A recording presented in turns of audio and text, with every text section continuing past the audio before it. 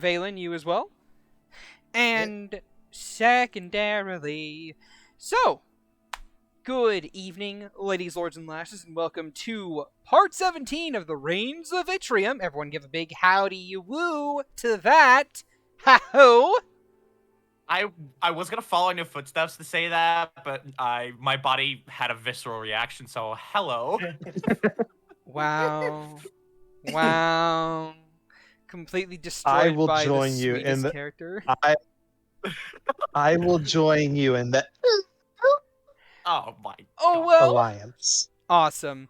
So, We yes. are demonetized. Immediately demonetized. Immediately. For cringe. Anyway, so, with that in mind, I am your humble dungeon master, the Deathly Shad, the deadliest of fishies in the sea, although not really. Anyway, regardless of all that, allow me to introduce my humble co-hosts and players. Agathar, say hi to the people. Hello. All right, and Let's see. Percival, you're next. Hello, I am Vox playing Percival Hemora Hemlock, brought to you by Red Shadow Legends. Yeah.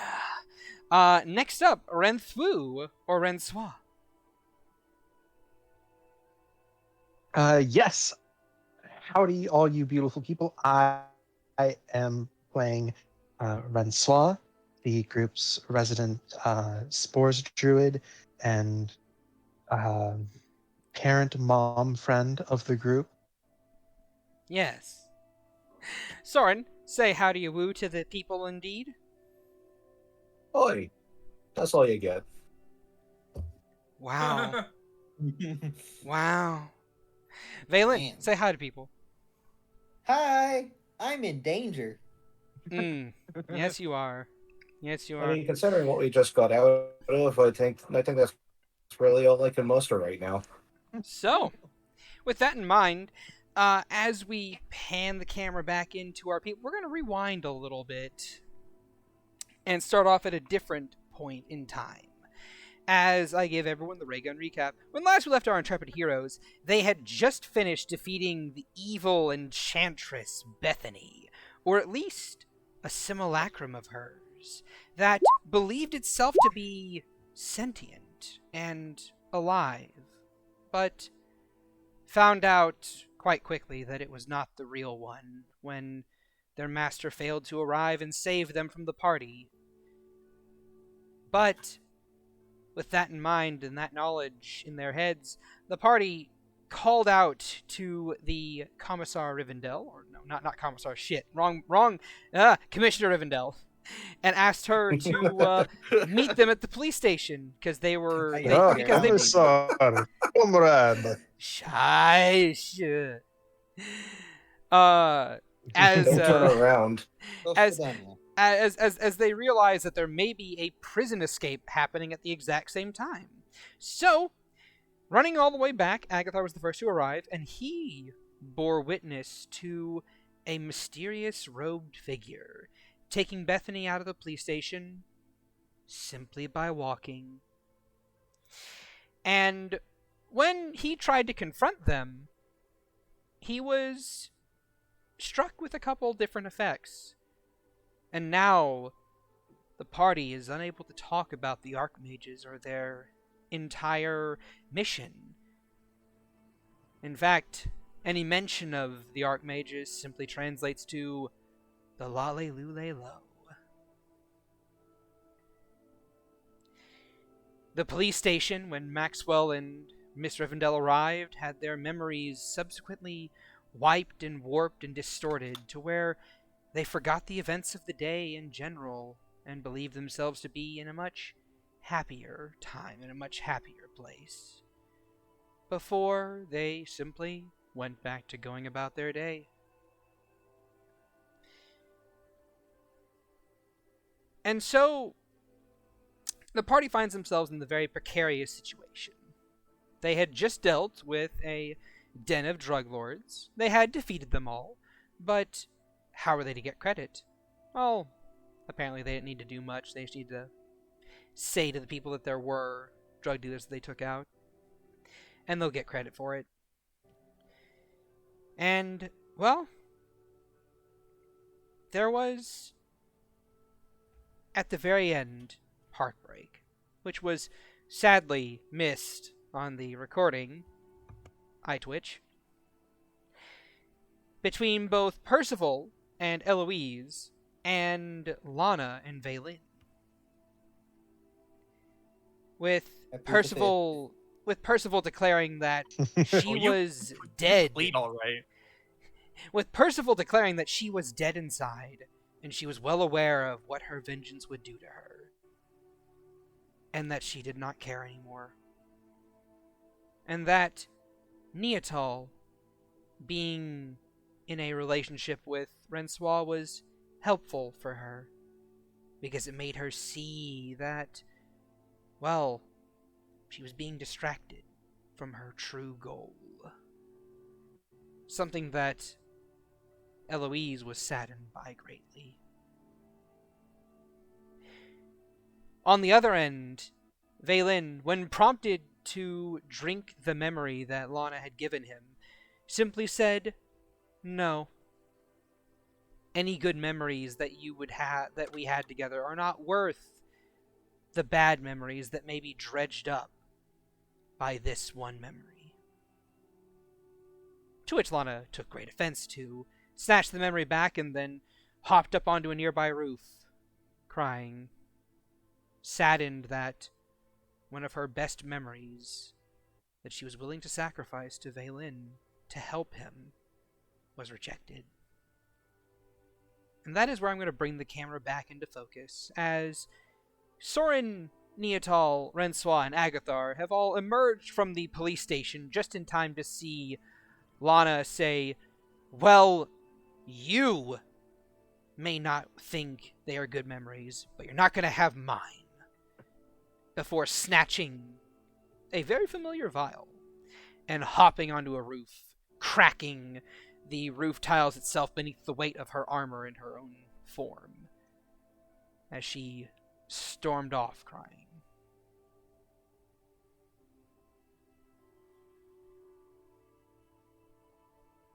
Neatal glances down to Rencois and goes and says, "Oof. Pretty big one there."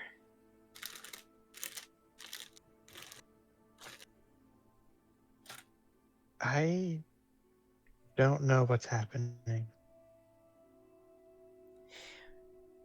Oh, okay. Well, So Soren, sorry, go ahead. I was just gonna have Soren initiate conversation with Vaelyn about that. You can continue. Oh, by all means, you can go ahead. Because Neatal is basically going to give Rencois the recap. So basically, Soren's just gonna kind of like walk up to Vaelyn with a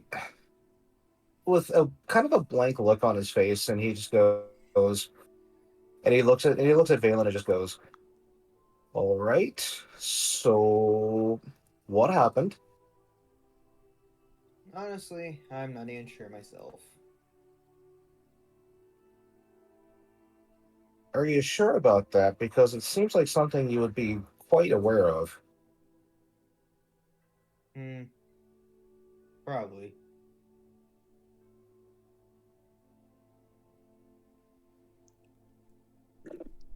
In the background, Vaelyn can see Neatal talking to both Rencois and Agathar. But you wanted to say something? Yeah, Agathar's just staring at Vaelyn with his arms crossed. So, what's the situation in there? How bad is it? Bad enough. No one remembers what we did. Go figure.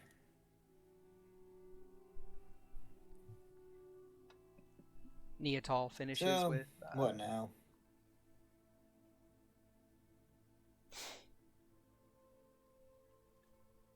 Neatal finishes Neatal finishes explaining to Rencois. And so basically, childhood friend of his, really into him, and her plan was to give him one of her memories that they shared together. One of her good memories, right? And Evidently, he summarily rejected that.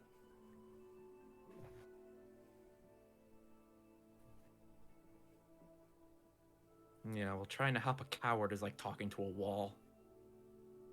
Trying to help a dumbass is like help more like it.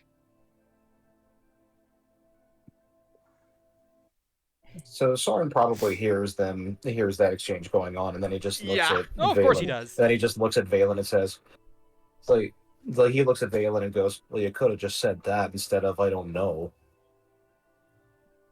Because he Eh. loves to avoid things. Look, Honestly, I'm not even sure how I'm feeling right now. so Soren's gonna come forward and put a hand on his shoulder, and he says, with like kind of a dour look, he says, "Well, you're never gonna know unless you face it. Not You to- can't keep running from the past. You notice, right?" Perhaps the past was forgotten for a reason, as I said to her. Mm-hmm. So, just let it be that past. Vaelyn, one thing I've learned in my travels is that the past will always come back to bite you, unless you face it and you deal with it. But And if life doesn't, I will. ultimately, that's not my choice. I'm only offering a bit of advice as a friend. Whether you decide to listen to it or not, that's entirely up to you. But do know that the consequences are yours to bear. As I know, everything that we do has consequences, good or bad. But it is true that the past will catch up. But who knows if it's truly your past if you don't even remember it. It's coming for you regardless. So are you just gonna let it punch you in the face when it gets there, or are you gonna be ready for it? Again, how will I know that it's my past when I don't even remember it? And Vaelyn will try to start walking towards the bar with no name. I'm too tired of this Head. bullshit. And Agathar, Rencois just like reaches out with the staff and kind of like tries to like hook him a bit with it, and just, absolutely not. Neatal is just like you see her to the side with just like a small little satchel that she's pulling out popcorn from, and she's just popping a couple pieces into her mouth, just watching. Agathar just kind of puts a hand on Rencois' shoulder. Is like, I have more important things to do than deal with this guy. I got things to do. I don't have the patience for him right now. And Agathar's gonna walk back into the precinct because I fully remembered something I forgot. Oh, okay. I forgore about my bell license. Your bell license? Oh Like you my should bell totally get permit. one of those. We can just hand wave that. You're able to Yeah. get that easily enough. Just go ahead and pay 10 gold for it. Yeah, I'll 10 gold. Okay. Actually, it's a third level spell, so 30 here, gold. put that. I'll just remove the 30. Fuck. Okay. 30 gold. Did we divvy up the Nope. cash yet or no? Fuck. Hey, don't worry about it. So- 9, 6, 7, 8, 9. So Okay. Rencois try to stop Vaelyn. Yes. See it from my perspective. I don't know anything in my past. When someone comes up to you saying that they have something that can make you remember, would you truly trust it? Whether you want to remember or not? No, So, but I also don't remember Master Mel training either of us to be cowards. You see, I remember being trained to face things head on, not to sneak around and subvert them and try and avoid them. Need I remind you that you're not the only one who doesn't know about their past? Perhaps not as far back as you. Same as you, my earliest memories of that cottage in the woods with Master Mal. So the way I see it, you have two options. The path you're on now, where you tuck your tail and run, or you put on your big boy britches, untuck your balls, and find out where the fuck you came from. Even if it's one memory. She. I'm so glad I was One muted because memory, I had an unnatural one cackle. clue. And who's And to say sometimes there's be a all clue- it takes. And who's to say there's a clue of truth? For all I know, it could be false. And for all you Mel know, taught- it could Mel be taught true. Mel taught to you to take things head on. I learned how to be cautious. As Agatha like kind of walks by just into the shop, he just kind of yells out, "There's a difference between being cautious and being a coward." Sometimes Thank those you, lines Agathar. He kind of waves his hand like, "Yeah, you're welcome," and then just keeps walking. Sometimes those lines blend. Other times there are two difference. I tend to look at things more in the gray tone. For this, Yeah, well, it's like she will look at him sadly. Well, and if that's the besides, path you're going to choose, then it's the path you're going to choose. And she'll kind of start turning away and look over her shoulder. But if you choose to live life in the gray, you might miss out on a whole lot of potential colors. you see, Agathar had a chance to give me that potion. He said that he's held on to it a long time, which means that deep down even he doesn't trust Lana. Do Why should I? not even dare to put your cowardice on Agathar. Do not.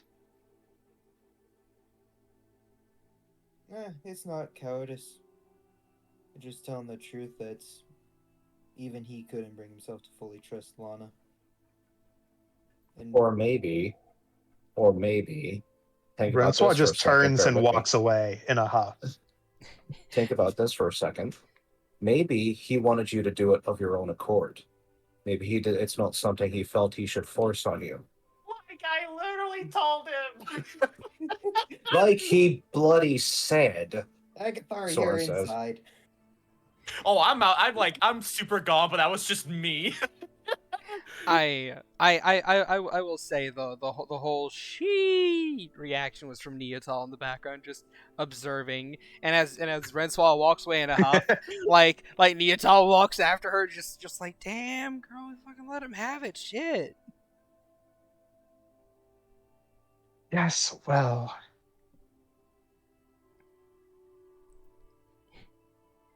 Yeah, he deserved it.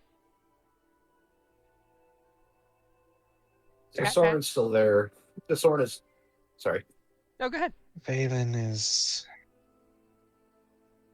Well, you know how brothers are. Possibly, do you actually have brothers? No, I'm a single I child. will I will let Soren finish his bit before I continue with this. So Soren, please finish your bit. Soren's basically just going to recap to him. Like, so I have a feeling that Agathar didn't give it to you not because he didn't trust Lana, but because he wanted you to have the choice. And it's a choice that Lana gave you. She could have forced it down your throat. But She didn't. She wanted you to accept it. She wanted you to know how much it meant. And you've basically thrown that away. Anything that could have been good is gone now. You can't keep running from the past. You have to face it eventually. Otherwise, it will consume you. Says the one who's always looking to the past. I'm trying. Who's so focused on finding those that have already left. So what I've say do you have?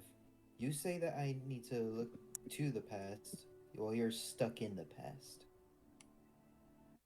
He narrows his eyes at Vaelyn. This is probably the only time, or this is one of very few times you've seen Soren actually angry.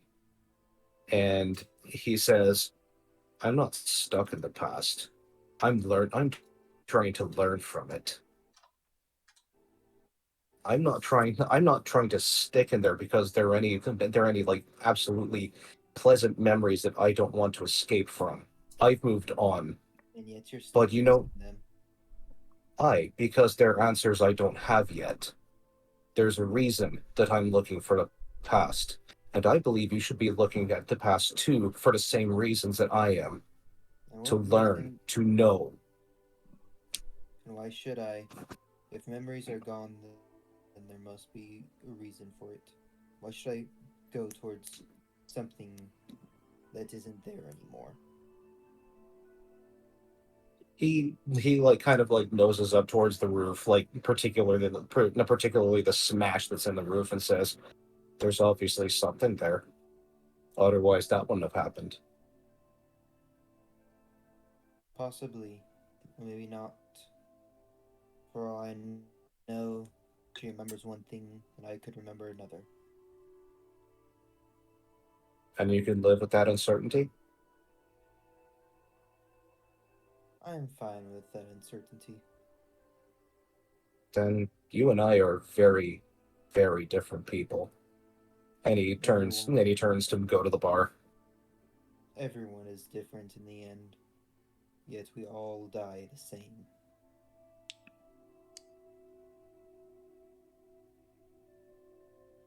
Soren just continues walking towards the bar. All right. Vaelyn will start wandering around the city. All right then. We don't- Moving to Rencois and Neotal as she's just kind of like, man, that was just savage. Like, sorry for, you know, trying to make light of things, but like, he kind of deserved it. And it was really entertaining to watch you work.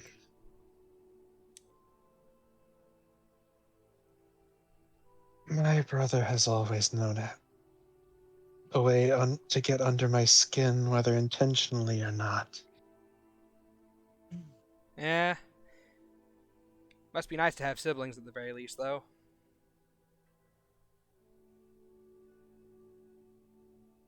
Sometimes.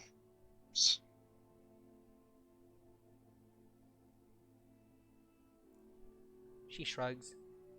Other times, you just want to throttle some sense into them.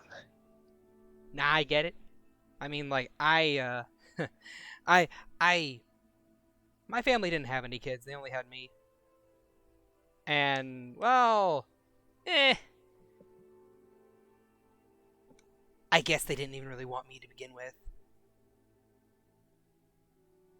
She shrugs. Puts her hands behind her head. Settles into a more relaxed pose. Oh, speaking of which, she pulls out that satchel again. Popcorn. Shh.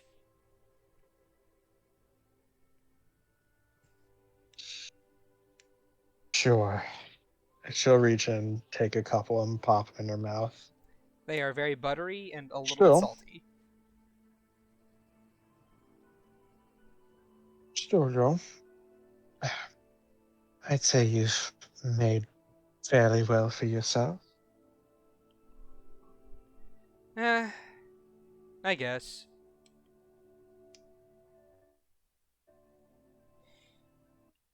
I don't know. Who just kind of quirk an eyebrow and stare at Neotal. Roll persuasion. I'll give you advantage. Because Neotal is a simp. No, it's Let me because see. you have type advantage. What is this, Pokemon? She's In this doing a dating simp sim, saving yes. throw. A simping Francois, throw. I choose you. Francois. All she knows is charm. Rencois. Francois absolutely does not know charm. Soren, I choose Let's you. go. Oi, oi! Persuasion. 19. Hey! Okay. Natural 19. Okay. Nice. You know what? That's what's up. Okay then. She frowns a little bit. Scratches the back of her head. I mean, well, like... you talk about your Master Mel and how she was like a mother to you, right? Well... it must be nice to have connections like that. I didn't really have those growing up. My mother didn't care for me. In fact, I believe that she hated me. A lot. I never really knew why. Father was about the same.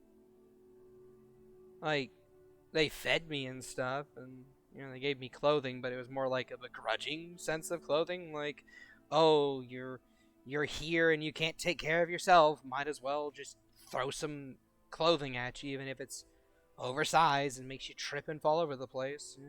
I don't really care. It was a lack of feeling. It was neglect.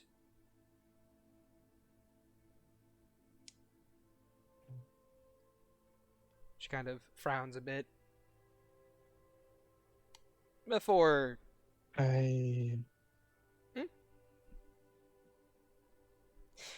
Well, I was just going to say that growing up with Master Mel isn't exactly... He's not one for traditional parenting, let's say. She shrugs. At least I don't believe that traditionally parents randomly slip poison into their child's food to help develop resistances. Huh. You know what? It wasn't my parents that did that. It was my master who did, though. Gosh. What is it with masters and... I mean, like, okay, so it's been useful. I've been primarily self-taught, but I did have a sensei at one point. And they always... And the reason they administered poisons to me to give me a resistance to them, outright immunity to some of them, is so that way I could handle them better without having to worry about accidentally nicking myself on my own blade after poisoning it and falling asleep or dying. She shrugs. Yes, well, I mean, like I said, it has certainly proved useful, just not standard. Yeah, I can imagine so. In fact, it's one of the... In fact, Percival was quite upset learning about it. Yeah, she seems the type to be upset about things like that. I don't see why.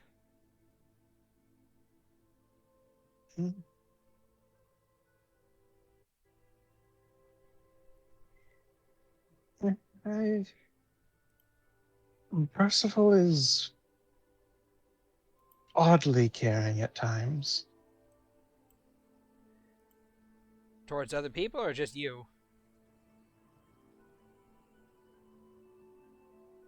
No, to others as well. She was quite protective of Agathar when he was out of it for quite some time. Let's just say.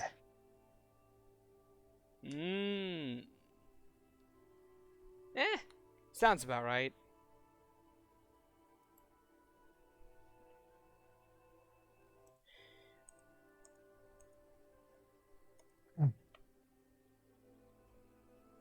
He had me worried sick when he did that.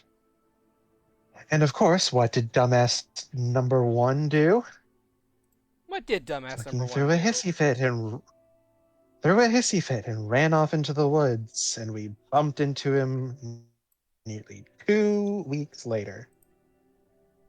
That She sounds like just a grins. recipe for She just disaster. grins. I told Percival to keep driving the goddamn cart. Ooh. I mean, hey, remind me not to get on your bad side, alright? She gives you a wink. At least, not unless you're wanting to, just show me a little bit of some.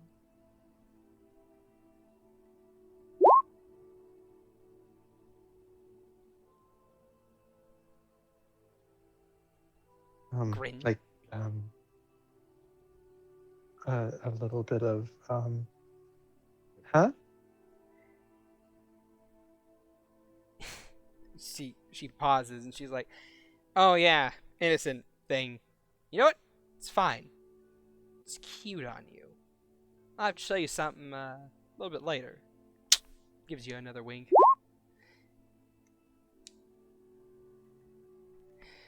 Anyway, Oh,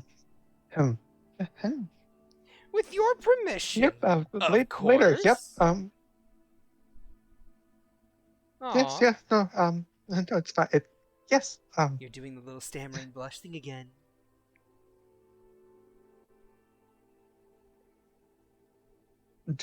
She just like forcibly pinches her lips, like just scrunches her lips closed, just like, and pointedly looks away, flushed. This woman's grinning like a little Cheshire cat about to pounce on a mouse. Just like leaning and towering over you a little bit.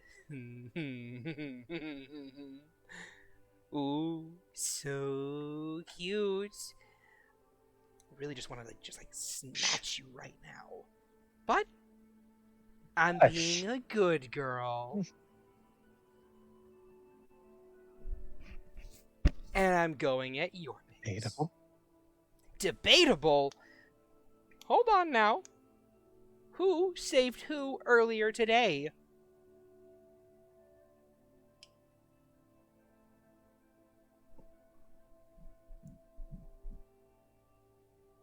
I mean, we things handled mostly. She pauses, holds up a hand. Well, fair. But I still got to do the cool little one-liner. Scared you a little bit, but I got to do the one-liner. You did. You almost got socked in the head. Oh. You wouldn't have been able to hit me. I don't think. Probably. You know what? She holds her arms out wide in the street. Come on. Try and hit me. What? Come on. I want to see your right hook. She just kind of stares.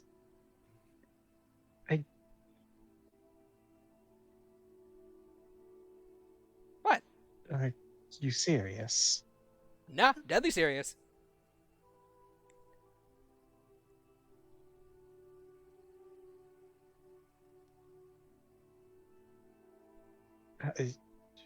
Sure. Come on. Please, for the love of God, crit. When One. This is the one that we need. Come on. Come on. Come at me. just Just whenever? Whenever. Go ahead. Go for it. Throw it. Just like as she's saying, like, sure, whenever, go up, bam. And Oh, Oh, the second one, there though. we go. There we Second go. yeah, because Just the first one with a fake out. Yeah, I yeah. get bonus action. Yeah. Unarmed strike. Okay. So the first attack, she's still talking, and in the middle of of saying it, you see her kind of like dip to the left and avoid your first attack. Ha! Is that the best you? Oh my god! Go ahead and roll damage. See how much you did. Sure. Oh, no, not It's the just 6 7. necrotic. Yeah, I know. I forgot to turn off. Damn! Force. I can't believe you did that. Damn, you maxed out the D4 though. That's a max damage. Hell yeah. And she's like, "Oh my god!" and as your fist kind of like plants into her gut, you feel her kind of like roll her abs and absorb some of the impact a bit before she stumbles back and collapses to the ground. Oh! Ah! I am in such pain! Rencois! Why? Why did you have to hit me so hard? Ah! Doug is sitting in the background watching. Yes, Rencois, finish her. She's writhing on the ground. She's clutching at her Rencois is gut just like, like- ooh, ooh. Rencois is just like at first she was concerned, and then the more she hammed it up, now Rencois is just like staring at her deadpan, just, all right, now you're just playing it up. But Rencois, please, I need your healing touch. I might die without it. She holds up a hand. Meanwhile, She holds up a hand meanwhile in the bar, and starts shuddering her hand, just like, I can see the light. I can. I'm. what she says that she You can needs take it. Rencois' healing. What she says she needs Rencois' healing touch somewhere in the bar. Like Soren just gags out of nowhere and goes, "Oh, what was that about?" You were saying, Rencois? And she's just like, she just like kind of chuckles a bit. She's like, oh yes, you can take any potential domestic abuse charges to the police station. It's right over there. But I can't. I love you too much. She rolls from right to left to your feet. Please. What? I see. The Stockholm syndrome is already kicking in. It's too late for you. Oh no! How will I ever be rid of it?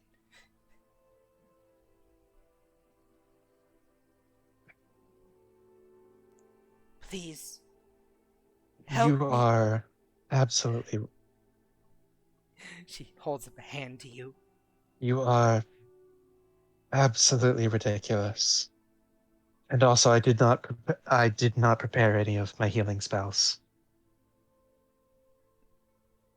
Well, technically, I did prepare Wither and Bloom, but I don't think the city would appreciate me, sucking the life out of the local shrubbery. I perish. Blech. Hmm. If only there was something simple like a kiss upon the forehead that could cure my ailment of a punch to the gut. A lizard folk walks by. Just, are you going to eat that?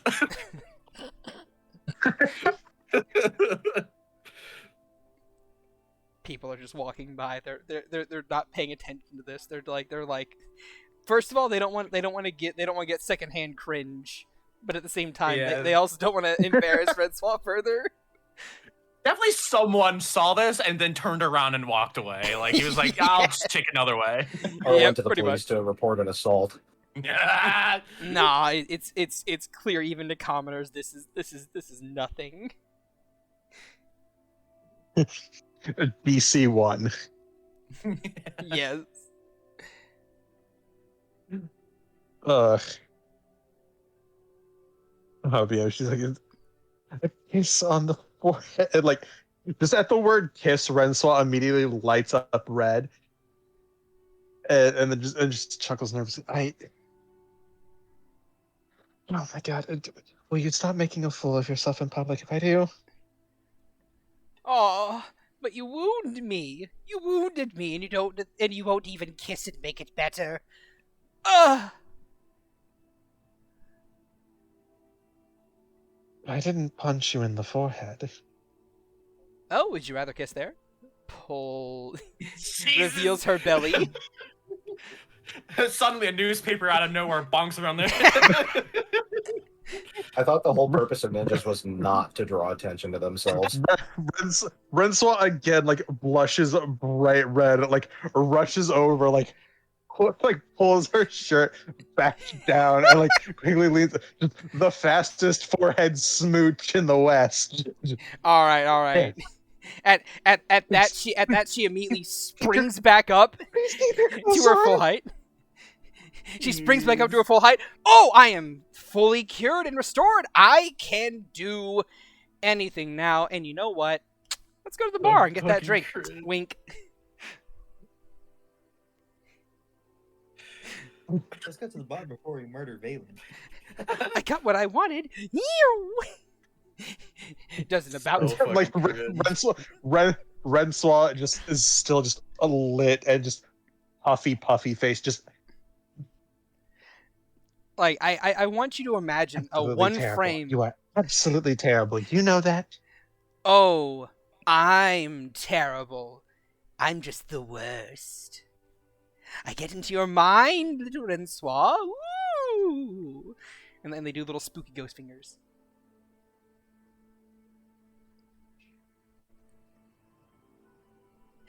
So drink. Anyway, yes, drink. Let's go. I want you to imagine, Rencois, like, it is a one frame of animation between her on the ground and her back up again, just bing.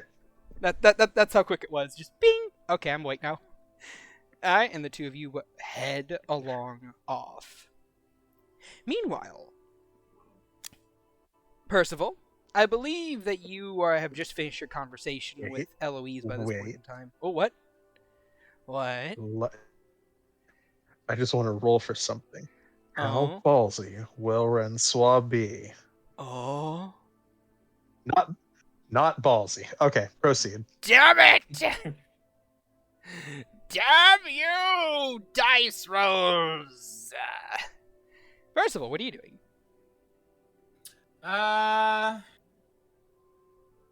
Let's see. I mean, she heads to the a specific location to see if there's anything she can do to expedite what she has currently working. The only way you can really expedite things is if you spend more money. I don't have more money. What? No, are you sure? I was supposed to get a buttfuck ton of money, but everybody forgot. Well, we did get it. You're going to get it We by got the how end of the much? day. You're going to get It's in 10,000 by the end of the processing. day. I can't take that all again. No, not this time. I got away need with it some of once. Who said you would get any of it? Oh, spicy. No, let's be honest. Percy's going to get more than Vaelyn. Yeah, Valen's lucky to get any. Vaelyn gets all the copper pieces. Look, he's lucky to get out of that interaction without getting punched. Oh, that would have been an interesting thing. I had reactions already. Well, But if that's the case, I suppose she goes to. She's been ordering things and getting them shipped to a certain location to work to get them like working. So I suppose she's doing that. And she feels a lot. She's like suddenly feels a lot safer in the city because in her mind, if this all-powerful Archmage wants us to continue what we're doing but not talk about it, also had the power to wipe our memories and have us done away with, but clearly doesn't want it, then we're effectively safe from his men. So that the woes of being hunted, at least by that group, seems to have all but have expired. All right, fair enough. You know what? I never thought of that. That is Oh very well, I fair. mean, which your intelligence score is what, fucking 10, 2? Might as well be 8. Yeah, gee, Ooh, jeez. jeez, man, piling it on. Damn. Okay. I know, right? I mean, she's right, but damn. All right. See who gets healing. Anyway, I have my own feelings. We supplement you by also healing. See who gets revived. There. I All right, already all used right, one all right. on Moving- me. I'll just get it some else. moving Yeah, along. Moving along. salty. I can't reveal what I am buying or getting because that will also ruin what it is I'm working on. Immersion. All right. So that is what you're doing. You're buying, you're selling, you're making. Go ahead and roll me the relevant crafting checks. You can roll those to GM if you want. Crafting? I'm not crafting it. Fair enough. All right then. Moving along. Yeah, shit. If I was supposed to be crafting it, chances are it wouldn't be done ever. If you want me to say, here's an idea. What? What if I were to offer my services in helping expedite things? Would that take some time off of it? I would say it'll shave off a number of days depending on what your role is. Can I do that each day, or do I only get one chance at this? You only get one chance at it. I'll do it tomorrow. Do not miss your chance to blow.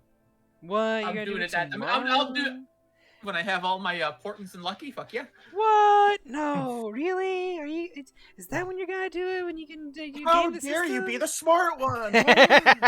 No, it's fine. It's fine. Considering how absolutely paranoid you've been with your Spelljammer in my game, Shad, yeah, I'm gonna be paranoid. No, it's perfectly fine. I get it. It's all good.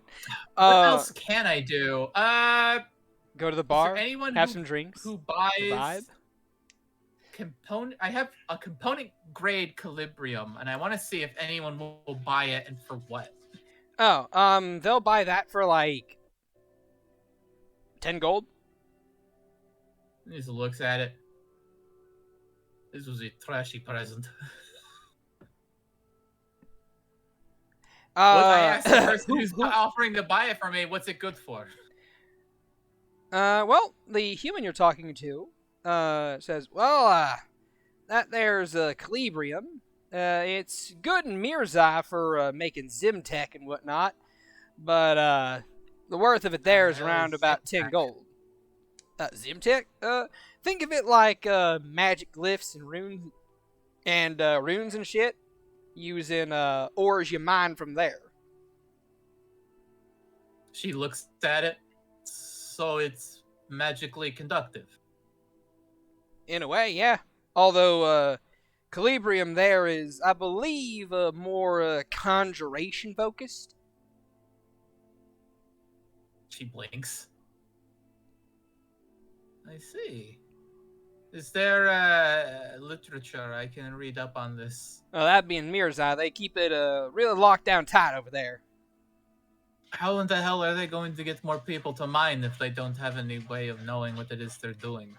Oh no, the Zimtechs actually know what they're doing, and they have literature on it, but you need to be like some kind of artificer or some kind of Zim technician to really understand it, you know, verbatim per se, outside of broad generalizations.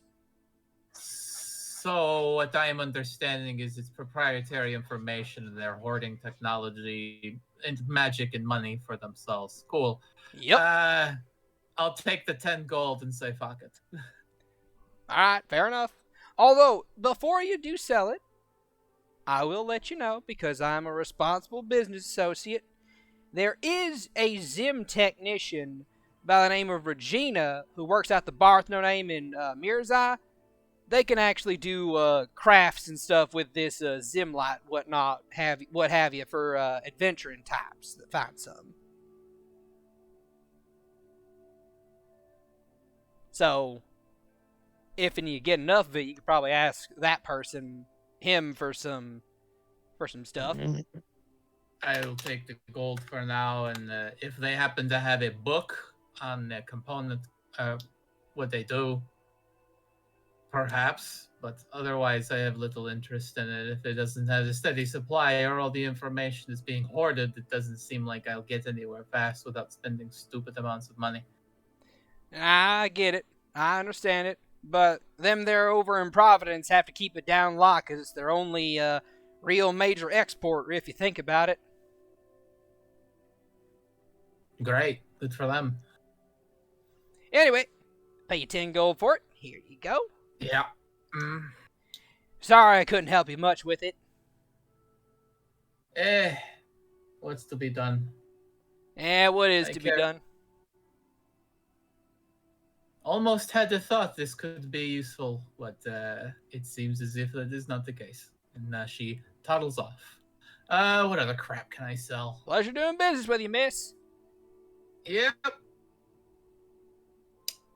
I guess she goes to a watchmaker, buys a bunch of crap from there, mostly parts, Gears and cogs. flywheels, and other things like that. Alright. Raw metal components. Alright. Easily enough. I'll spend 10 gold on just regular old metal, like clockwork components. I'd say probably roughly 25, but same difference, really. I mean, I'm buying 10 gold's worth. Yeah. Anything else? I suppose I go back to the bar after I've done my rounds with what remains of the money I had borrowed. Alrighty. Finishing then. up, I finish up spending the money I borrowed. Well, not borrowed, basically was gifted at request, and the last of it sent off with direction on what it's for. And then I go back to the bar. Okay, then. You make your way back through the streets of Deepwood. And, while doing so, would you be so kind as to roll me a perception check? Gross. Okay, I perceive 16. 16. You can spot Bethany's mother walking in the opposite direction of you, approaching you. Not you specifically, but just like approaching your direction. With a very young rabbit folk child in tow. The ring a bell? I'm just saying you recognize. Yes, I'm asking if I know the child. You would imagine that's probably her younger brother.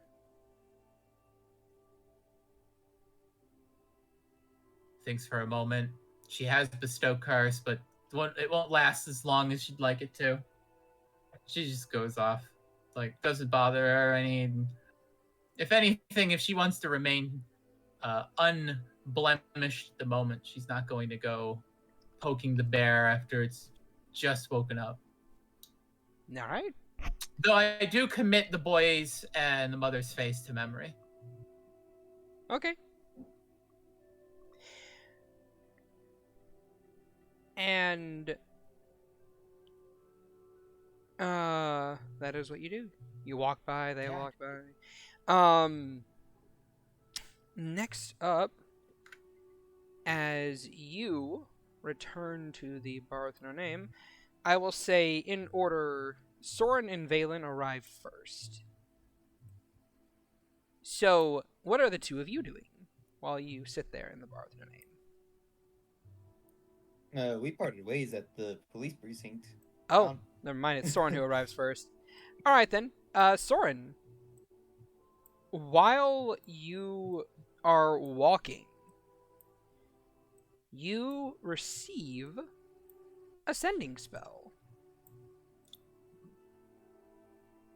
Okay. Hello? One word. My name is...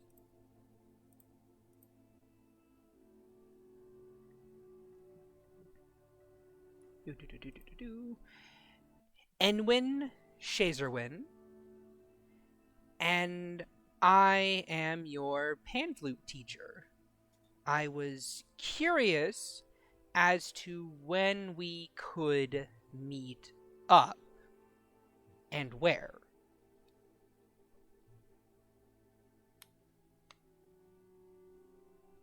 It's like he kind of starts in the bar, just like, whoa, like, because I don't think he's ever had this, like, out of the blue done to him before. Nope. And he just listens to the message and says he wouldn't know how the sending spell works, so he's probably just going to start talking. He gets the feeling that he can reply and that his words are limited. Oh damn! I wonder. Let's see. See when we can meet and when and where. He replies with, "I was under the impression that we'd meet at the college. I'm literally counting on my fingers. I have business to attend to beforehand, though."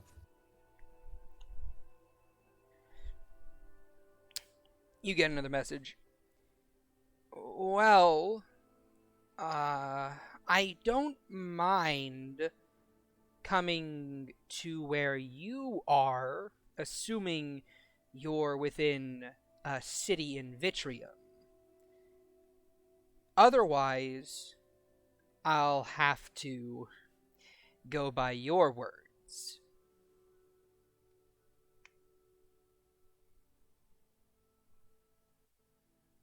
He replies, I happen to be in Deepwood, and will probably be returning here again once we're finished. A third. All right, then I can meet you in Deepwood. Would you want to meet up at the bar with no name? I hear it's pretty cool.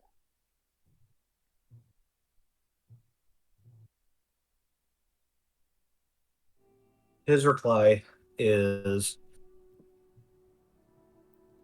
"Aye, that would be good. It is a good place to go." He's he's literally like counting in his head the number of words, and then he's like, I don't know if he has to say this out loud, but if he does, he's kind of silly just going there. It is a good place to go. No, it's all mental. It's a mental-based spell.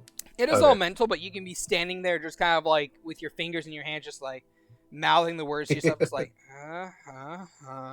Yeah, he's doing I would that. say I would say it's a mental spell. However, Soren does not know this and is just saying it all out loud anyway. Just yelling into the air. It is a mental spell, but Soren doesn't have a brain. Anyways, anyways, he continues. I already have my pan flute that I can practice with, and then that's the end. Then the message ends. All right. There isn't another message.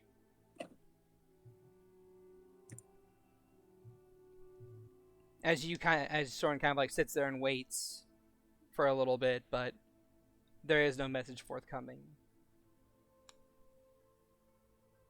He shrugs and just says, he shrugs and just kind of says to himself, "It must have been it."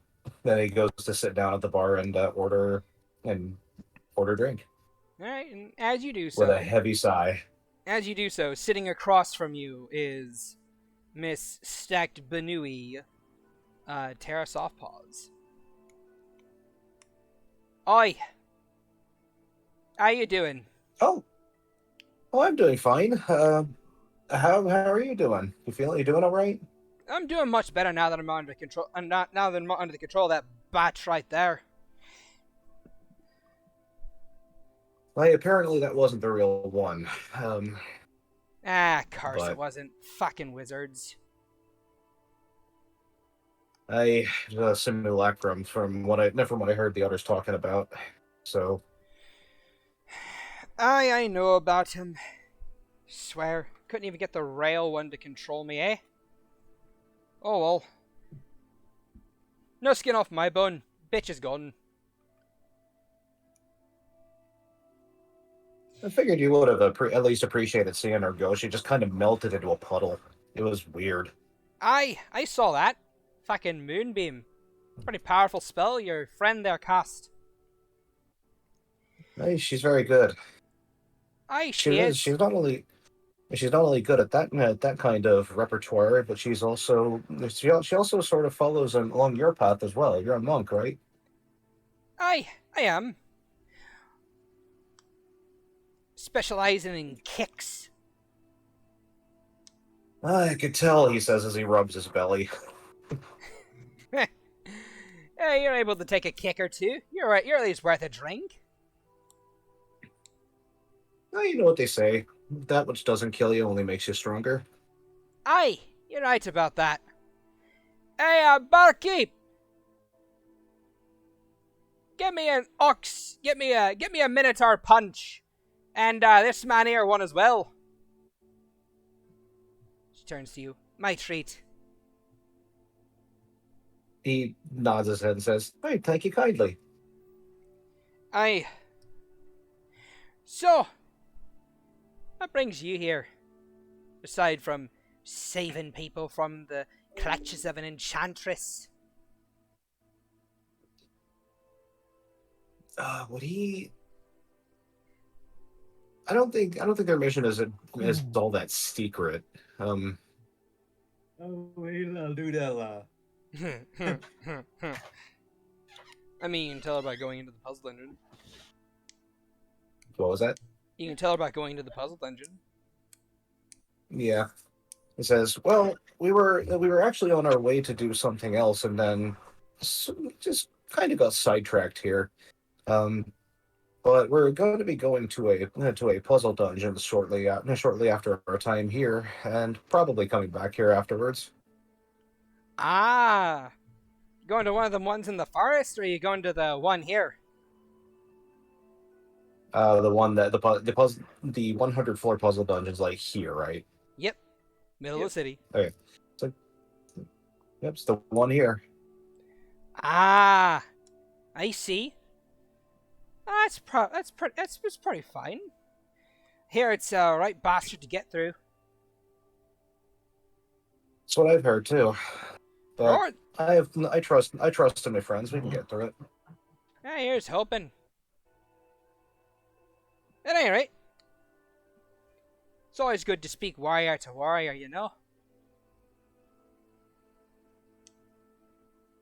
He kind of smiles at that and says, "It really is. There's a sort of respect that we have for each other, and it's sometimes nice to share in it." Aye, it is.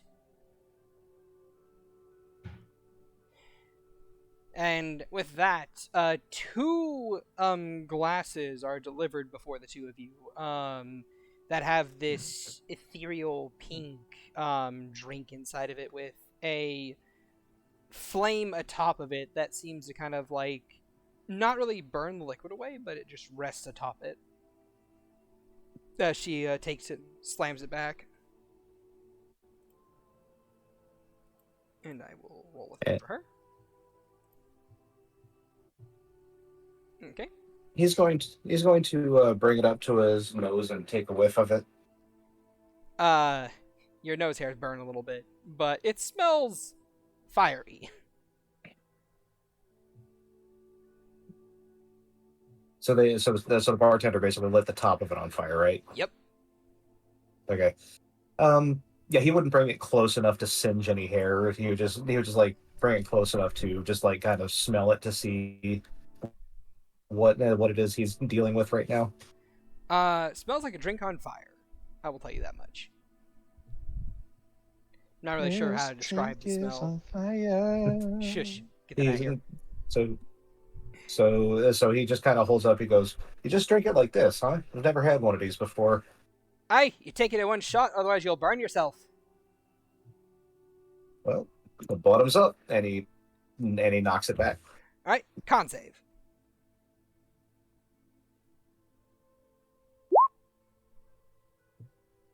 Hey, it's pretty good. Neither of you guys seem woozy after the first one, and she taps the counter and 2 more are brought over. Let's say you can drink. Let's have a little bit of a competition, shall we? Say you can drink who under the table, right? He kind of looks at her and goes, well, you might win this one, but for the competition, you're paying, right? Garce, I am. I owe you, don't I, hero? He kind of smiles at that and says, well, not exactly. I'm not the one that broke you out of that. Aye, it's fair. But at the same time, though, she's not here. Otherwise, I'd have her celebrating. Ah, and there she is, speaking of the devil, am I right? And around that point in time, Rencois, you and Neatal arrive as this woman that you did rescue from being enchanted kind of like waves you over and to the table that she's sitting at with Soren. Aye, you small rabbit cunt, come on over here.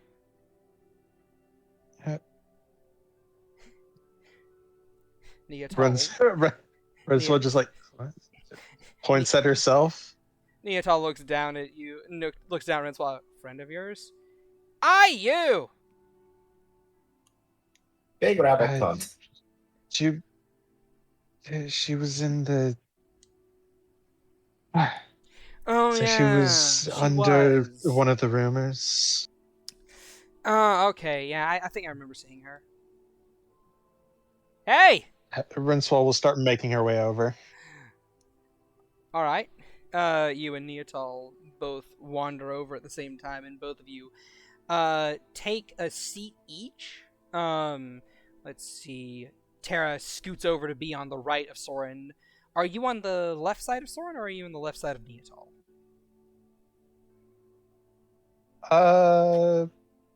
I guess left side of Soren. Alright, and then Neatal will sit on your left as well. And the woman that you would know by the name of Tara just kind of like taps and says, "Aye, barkeep! Bring over 4 Minotaur punches this time! Actually, blimey, 6 of them!" She looks over to Rencois and Neatal and gives them both a grin. "So, how do you two feel about a bit of a drinking competition? Me and Sana are about to get into it. We're already one down. Figured we might go a bit further."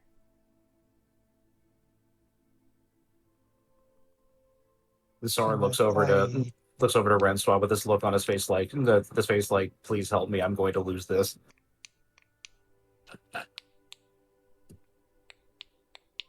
It doesn't say that. It doesn't say that, sorry. It's just like I don't see myself winning this. She just kind of shrugs. I mean, I typically try not to indulge too much. Neatal? Neatal glances to Rencois and she smiles at her. "Well, I mean, I could be convinced to try.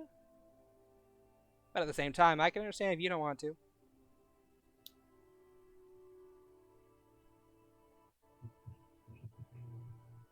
Rencois kind of like goes to say no, remembers fucking Vaelyn. You know what? Fuck it. Aye, that's right. Fuck it. One of the boys comes over and sits down 6 drinks that are all on fire. And Tara slides 2 of them over to you and Neatal. "Alright, you two. We're already 1 deep. Go ahead and get 1 deep yourself. And then we'll go from there. All evensies, you see. You keep going. Till either you drop or you can't go no more."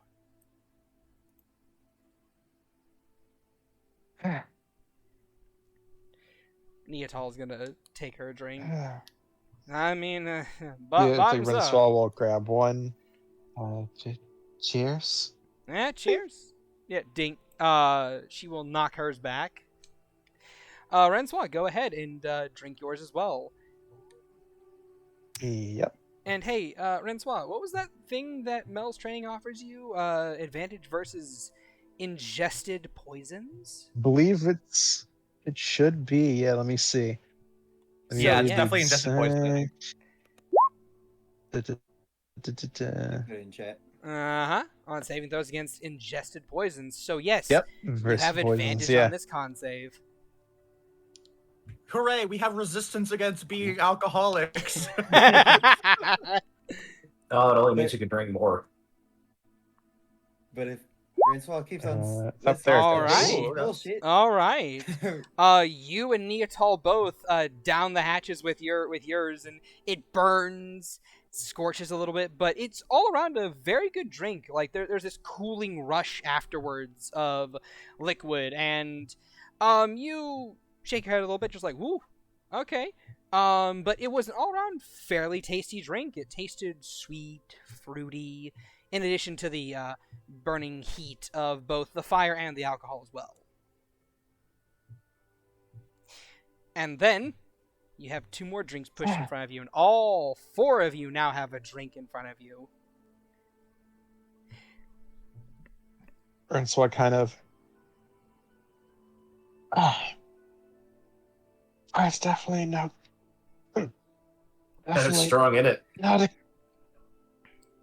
Definitely more than my carrot cocktails. Certainly not your mother's carrot cocktail, I'll tell you that, says Tara, before Neotol giggles a bit. I mean, she's not wrong.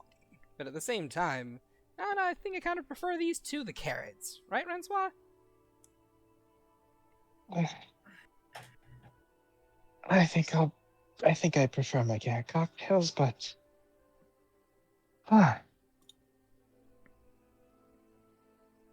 But let's get Granted. fucked up, says Tara, as she shotguns hers. You guys may choose to follow suit if you want. Sure. Oof, she's doing good. Oh, Oh, Soren, Soren. no! Oh, No! Soren. Roll 20 strikes. Rip. Oh. Roll 20 strikes. All right, hold on. Roll 20 strikes.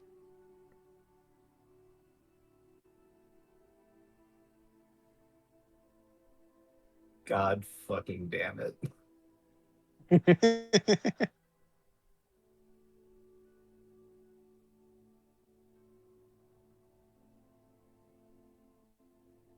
All right then. Soren, head rush as you take that second shot, just like whoa, okay. As you begin to kind of like wiggle a bit in your seat, and that is 2 fails.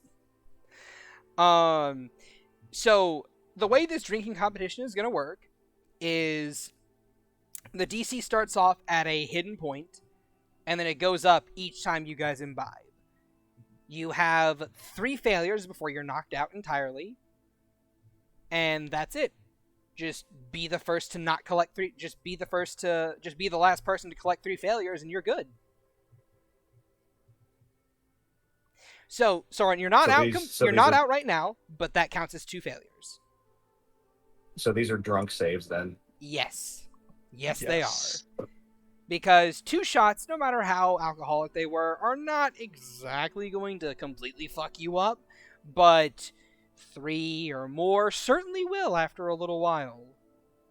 But still, more drinks are placed down, and also at any point in time, you and your character can choose to back out and just choose not to drink anymore.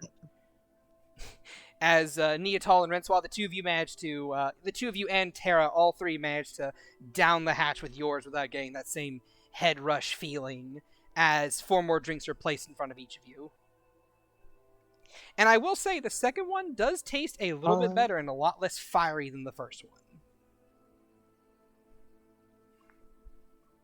one. So Soren takes it. He takes his and he's just like, whoo! Oy. And he just kind of shakes his head a little bit. It's like, wow, that one hit harder than the first one did. Woof. I fucking did. Yeah. Tara's gonna reach over and just give you a couple pats on the back, just like pat, The pat, second one pat. seemed a bit sweeter, really. Well, you did. It was certainly more pleasant. Aye, they certainly get a bit more sweeter, but that's not the thing that'll fuck you up the most. It's the stacking content levels. Now, another round. Third round we go. As Neatal and Tara at least drink.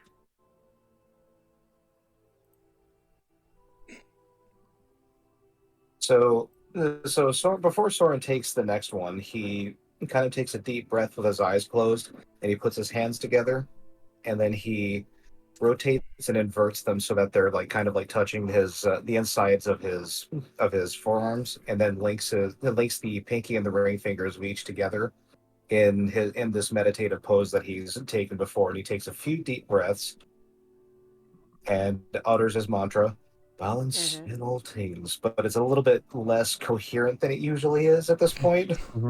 Balance. Balance. Balance. Things. And then he parts his hands, takes the drink, and goes down the hatch. Go for it. Okay. That is a good roll, Yeah. Soren. But it is sadly another natural. Jeez. So this same is roll you did last time. so this is Just in This is why I reverse. got a nat. This is why I got a nat 1, because Rencois taking all the nat 20. Soren, I am sorry to say, but that is Show off for the lady friend. that is a third failure. As yeah. you get that head rush, you're like, oh, I gotta back out, otherwise I'm gonna pass out. Yeah, he takes that third drink and he just kind of like, he again just goes like, ooh, I will say, fuck me. I will say, Tara's also looking like she's got a bit of a tipsy sway to her as well, just like, oh, that's a good one right there too. Oh man. All right. Soren's out, clearly enough. Got another round coming, and as 3 more drinks are sat down, Soren, you get a glass of water instead, and a small basket of fries to kind of like help you come down. He graciously accepts and is currently hoping that he doesn't get another sending spell from what's her face, Enwin. In the meantime, Rencois, are you continuing to participate as both you and Neatal seem to be neck and neck. You're just Perfectly fine. Yeah, you're perfectly fine. She is also handling hers exceptionally well. And Tara's looking between the two of you just like, what the fuck are you two made of? Another drinks! As, that's looking good for me, so... go ahead, Rencois. Alright, let's see if we can make it 3 Come nat on. 20s. Come on. 18. No, but it is an 18. 18's good though. Oh, 18 just passes. Ooh. As Tara's looking a little bit more wobbly, and Neatal is starting to hiccup a little bit, like, you're wow, Rencois, you really hold your drinks, can't ya, cutie? I suppose. Hi. I don't really know what's going on here, but you're going another round. I'm gonna drink you two under the fucking table. Swear on my life. Are you fucking table? Fucking table. Are you sure you can do that though? I mean, I can keep going. Shite. You look like you're halfway under the table already. No, I'm not under the table. This table's under me and my feet. And the 3 more. I am not stuck in here with you. Three more drinks. You're with stuck that guy. in here with me. All right then. Another swab. Oh, Tara, you sweet summer child. You can hear the natural one in Shad's voice. Nah, it didn't sound like a natural one. It sounded like a natural, like, 4. All right. So, Rencois? My 22. fucking god. Yeah, no, you make it. Apparently, Rencois is just really goddamn good at drinking. Apparently so. I can't hit anything to save my goddamn life, but stick some drinks in front of me, and I've got this shit on lock. You want to know what I found? You want to know what I find funny about this? The fact that there are 3 medium-sized people here who couldn't handle their drink, and one small, like 2-foot tall person who's like, "Yeah, it's nothing." And this is why Rencois should go drunken master. And you know what? You make a valid argument for Except that. she's never gonna get drunk, and that's the whole point. Exactly. You know what? Look, You Rencois' make a secret. valid argument against it. You know, here. Rencois' secret is that she's always drunk. Exactly. She's so used to the How else do you tipsy think she sway, could- it has become her normal sway. How else do you think she could deal with Vaelyn without throwing punches? Oof. Yeah, I was gonna start learning that I lesson mean, real she fast. absolutely has. What are you talking about? So, with that, Tara just kind of like, when she finishes hers, she's like, "Oh, you sons of bitches right here, I swear. I see you two little rabbit fuckers. Isn't it kind of funny how we're all rabbits here at the same time? And like 2 of us have the same accents and stuff, and why are you two not feeling drunk yet, you sons of bitches? I'm about to fucking bow out of this, right? Fucking constitutions of yours, you fucking half-dwarves, you sons of bitches." She kind of just like flops over onto Soren's shoulder, just like, you're cute. What are you doing? You got like the weird samurai thing going on here. And her hand kind of like comes up, and she just like starts blibbing your lips, just like beep beep beep beep beep beep beep beep. He just kind of like looks over, like bleary-eyed to Rencois, like, "What the fuck is happening?" And then looks back over and goes, "Oh, see, funny thing about that, I happen to actually be a samurai." Oh, really?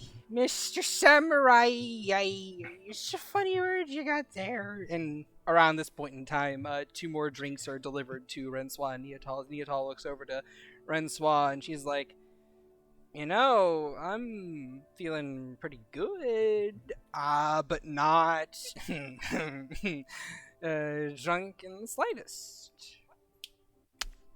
She says, she says, going to put her elbow on the table, but having it slip off immediately and making go whoop up. I'm okay. I'm okay. You can kind of hear Soren. You can kind of hear Soren next to Rencois go, "Bullshit." It's only a double nat 1 on deception.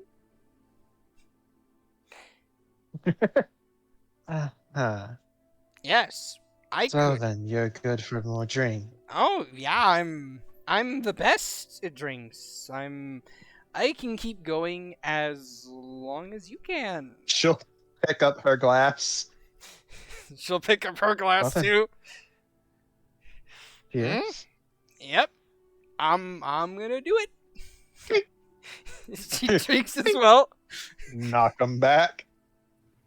All right, let's see if Rencois can go for it.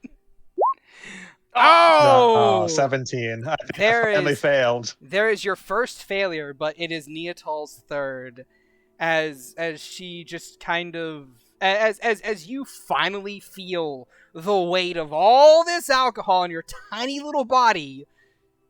Neatal is just like, okay, is the third. That was a good one right there. That was a really good one right there, and now there's two of you, and I don't know how to feel about that. So there's one thing I've learned today, and that is never, ever, ever, ever, ever, ever take Rencois on in a drinking contest. Because you won't do it. Evidently not, you fucking bullshit, you small little bitch over there, with your fucking Oh, belly Be of... kind, be kind. It's She's me a friend doing of mine. words of affection. It's me doing words of affection. I call me mates bitches and cunts and shite. You're a bitch It's- too. She pokes you in the It's a belly. shame it's a shame we're a day early for March. Soren like furrows his eyebrow, just like clearly confused by this. He goes, I think I've heard of such a thing before. It's hard to pick up. It's hard for me to pick up, though. Are you calling me a sunder, you cheeky bastard? Would would he have learned what that is? Roll me history with disadvantage. 'cause absolutely you're drunk not. right now. History. And nope. With disadvantage. Oh, hey, I was 17. With disadvantage because you're drunk. I hate you. I'm sorry. The one time you rolled well. A 10. With the 10 in your muddled and addled mind, you remember lessons with Misaki about, terms from her culture. One of them is a tsundere, a love interest who usually shows affection by showing disgust. Boyfriend sneezes. And he learned about it by finding her graphic novels. Master, like half of the word is in this is just baka. What does that mean? It's like You're every too other young for word she that. says. You're too young for that. Unhand. It's like, The one time he... unhand the sacred scrolls. The secret text. The- Uh, one time he uses the lingo, he just like, but baka senpai, smack. but yeah, no, you know what it is. You know what the term is. Master Misaki has a collection of girls' comics. It's a shoujo manga. Anyways, It's just a bunch of Yuri. he just kind of like nods down and just goes, why would I call you that? I don't know. You saying I was doing a thing, calling you a little bitch and stuff is a sign of endearment. You're not like a bitch in the sense of like a little bitch who runs away from a fight. You're a bitch in that you do bitchy things. Make me look at you and go, oi, you cute.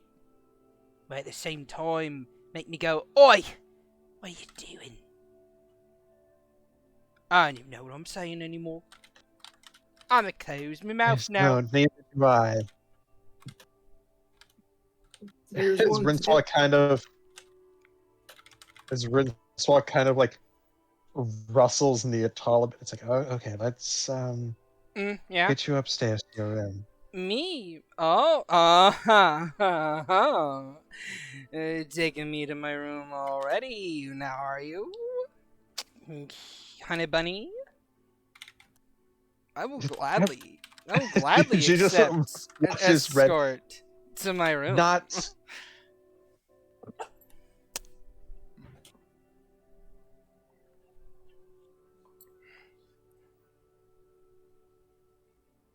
Just come on.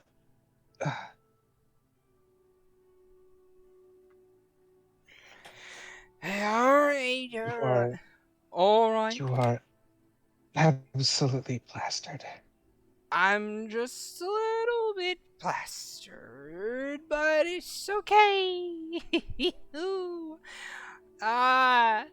And you kind of like you get her to stand up, and she sways and woos a little bit, And you take her up to her room, crack open the door, and she kind of like stumbles in a bit and flops on the ground.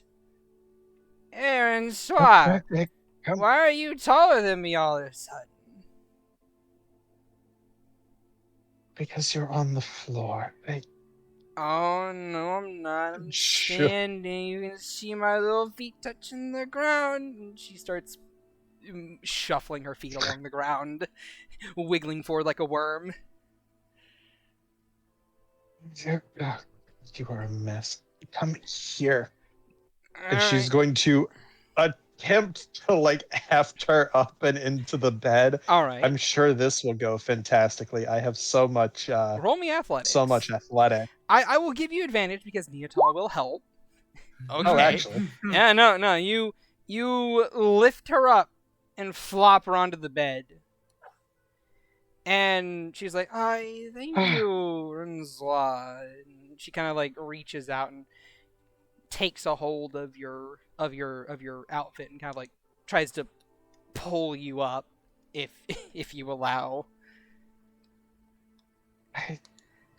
She'll kind of like let her pull her over to like the side of the bed. Yeah. She pulls you over there, and she kind of just like, if Rencois allows, she'll pull her into the bed to like cuddle with her.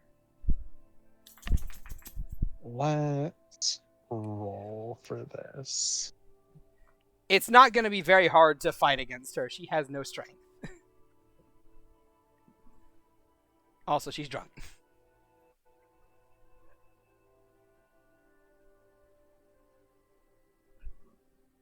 See, I rolled, but then I didn't actually decide whether high or low was good or bad. So now I'm like, which is this? No, she'll kind of she'll kind of like shimmy out and start like tucking her in. She's like, "No, cuddle bunny. Cuddle bunny, please." Is she seriously just gonna start crying right now? She might. She might. Let me roll for that. Jeez. Okay, she is not crying. Cuddle bunny, please. Her arms are just kind of like wiggling.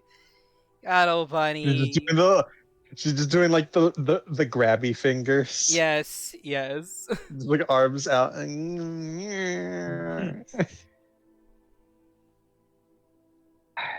Neotal, you are drunk. I just want snuggles. That's all I want. I'm not trying to do anything else. Because I say I go at your pace, and she boops your nose. And I'm gonna do that.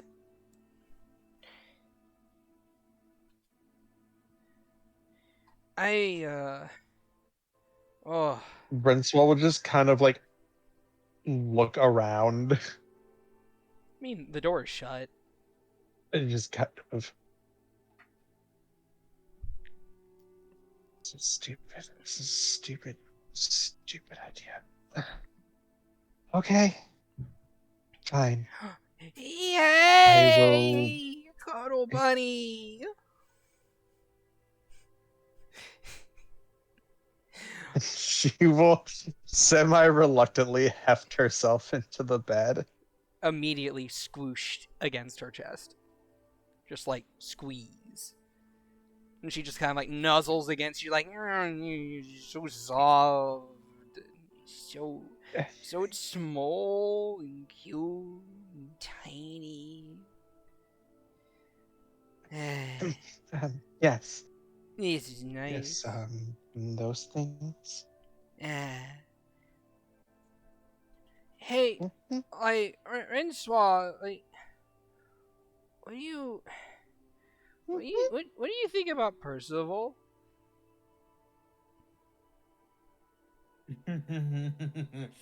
Oh boy. Oh boy. She's like really mean, but like she likes you, you know? And there Whoa. it is.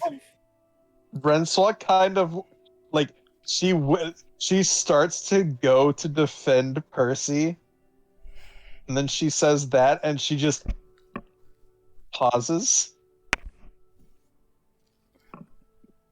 Um, what um, what do you mean? Well, I mean, there's not really much I can mean with those words, you little dumpling. But like, what I'm saying, so you know how like, I like you a whole lot, and I want to like smooch you and hug you and cuddle bunny. Percival does too.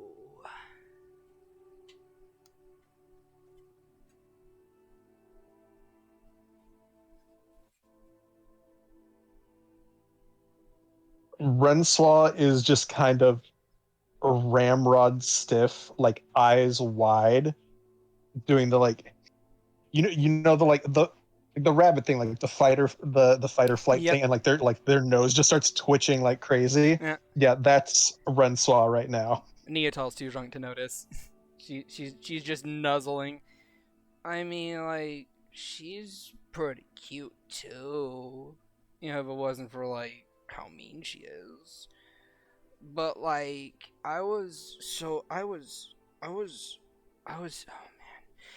Like, I mean, like, I thought that. Wait, you're so stiff. I thought you knew. Oh yeah, you don't know a lot about that. Yeah, I know she likes you a whole lot. That's why she was so angry at me earlier today. And I was like, "Jeez, lady, you're so fucking pissy all the time." Ugh.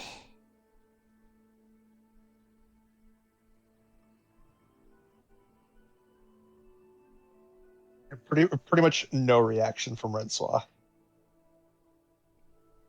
as she is locked away in her head and just like fucking like going through and like replaying like moments with Percival trying to make sense of this. Yeah, I know. It was a pretty big revelation and stuff. I'm pretty insightful, you know. I saw it. I saw it last night a whole lot. Yeah. She was like trying to push me away, and I'm like, nuh-uh.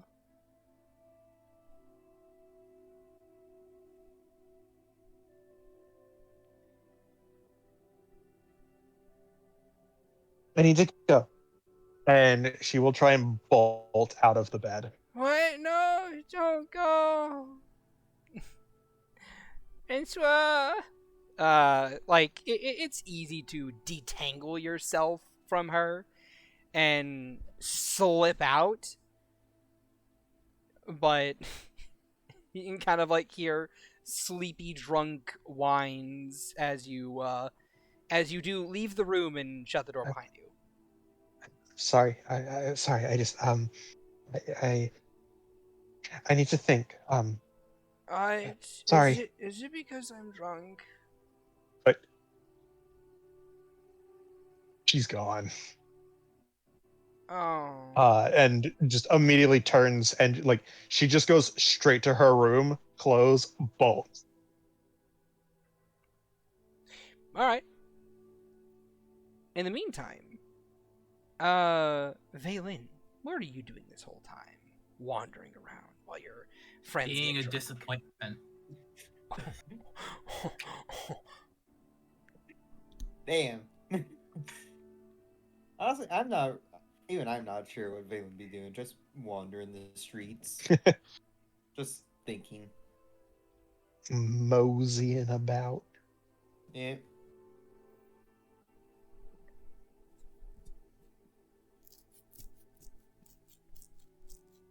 still pretty good on purchases. Yeah, I can't think of other than Vaelyn just wandering around in his thoughts. Just thinking. All right.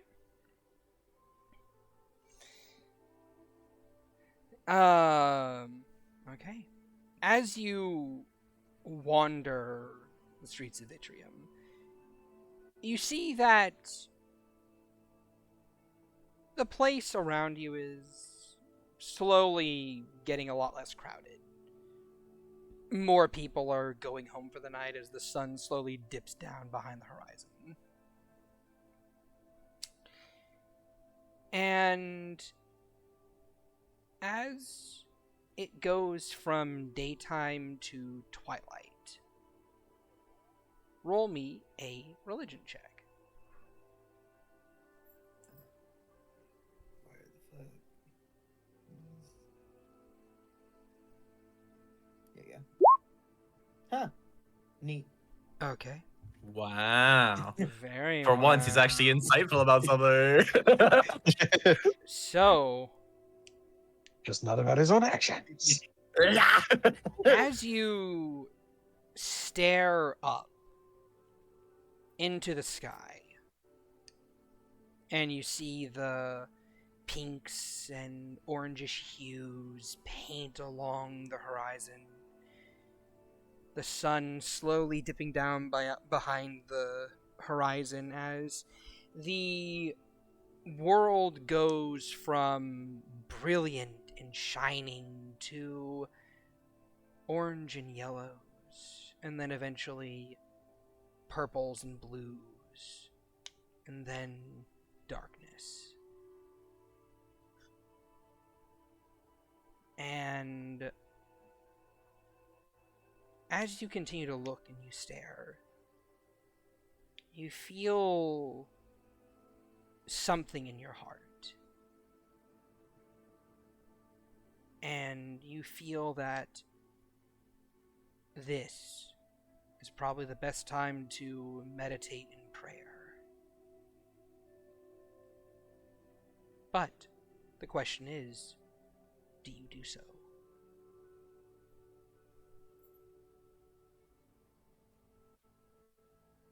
You'll probably find a secluded part of a graveyard somewhere nearby to do so.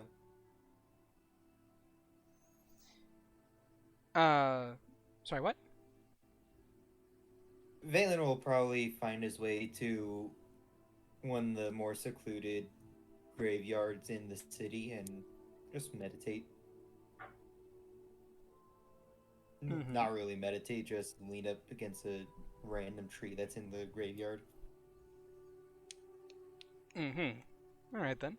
So you sit down in this graveyard and you begin to close your eyes and think. And with a whoosh,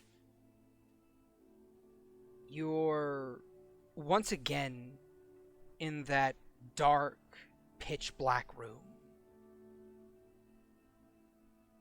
The sound of water droplets plinking and causing singular ripples that wrap around you and send themselves off into further darkness, little by little.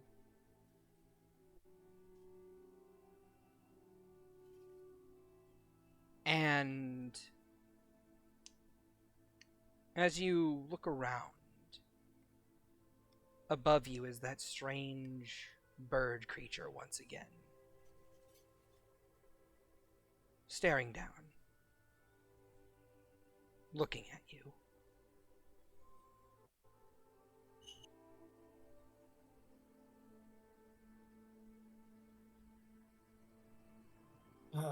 Round 2, is it? Is it?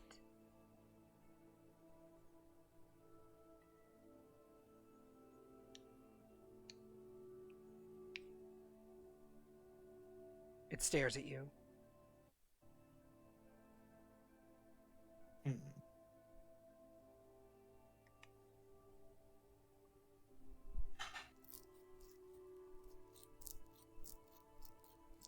Trying not to get into that same loop as last time.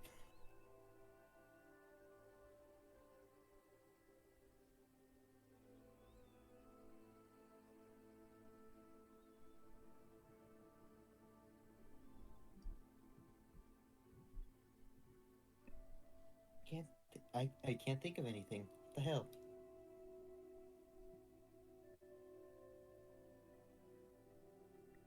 Vaelyn will just stare into the eyes of this bird.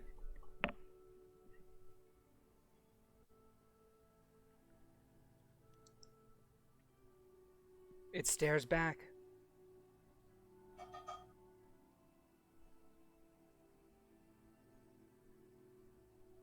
Is it?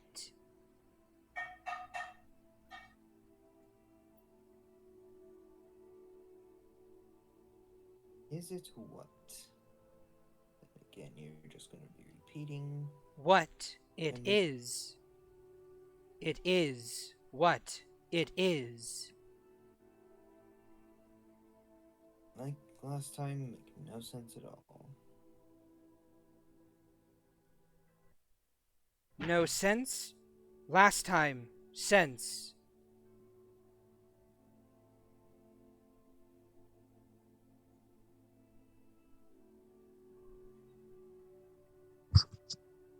Found quarter. 25 cents. Damn it.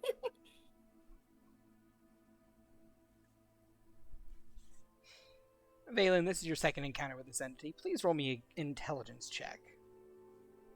Oh, yay, straight intelligence. What the fuck? Holy shit! It is repeating Yeah, your this game- words, and it is using them to connect sentences to try to talk to you. It cannot seem to speak what you have not spoken to it yet. Whips out a dictionary and starts at Aardvark. I know, right?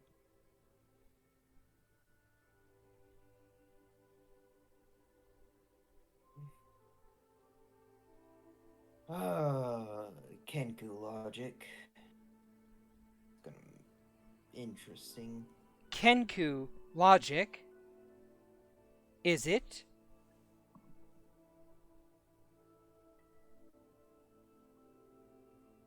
Perhaps it is, perhaps it's not. Is not. It's not, and though it does have mimicries of the mimic. Mimicry is.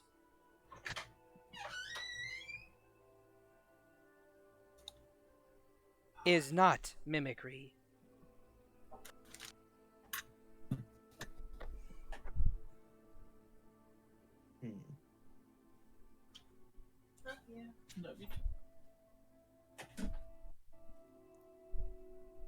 Is you.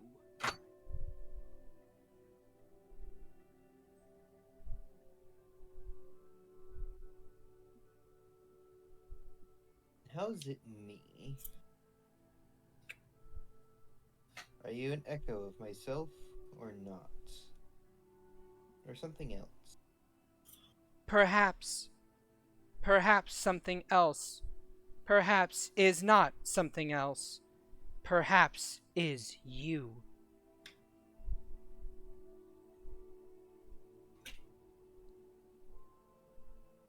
Sorry, I just had a brain fart when just you saying that, Shad.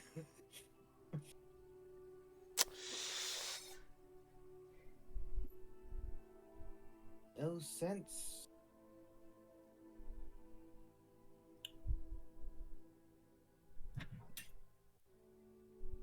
Is sense you not sense?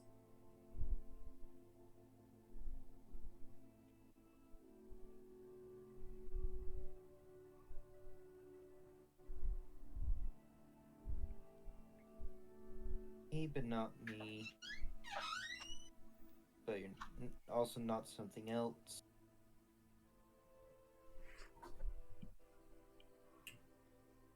Probably a dream. Probably not. Not dream.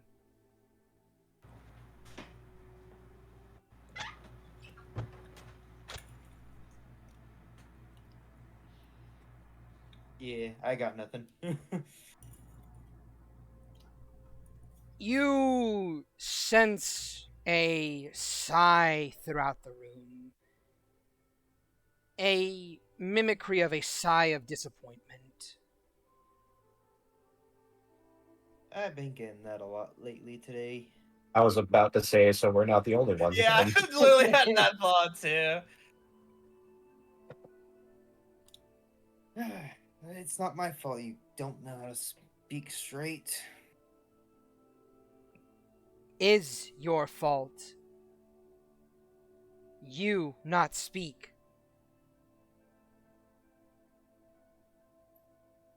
See, I'm trying to speak, but you're just repeating phrases, giving mimicries. Is it repeating? Repeating phrases, yes. You not see.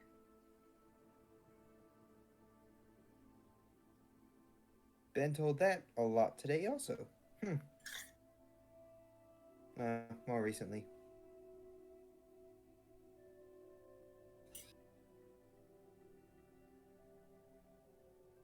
You sense this thing frown. A sense of frustration hanging in the air. Before that same sigh is resounded throughout the area again.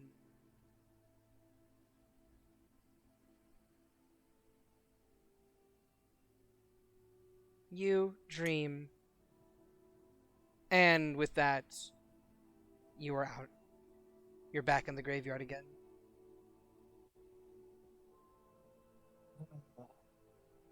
Makes absolutely no sense. It is me, but it isn't me, but it's something else, yet not something else. How the fuck does that work? Roll another intelligence check.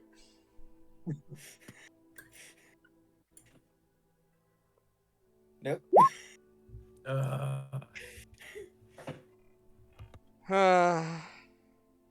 Roll 20. It's literally Roll a roll 20 is religion at the check. point where it's like, bro, you gotta fucking. This is on you. Oh. Roll a religion check.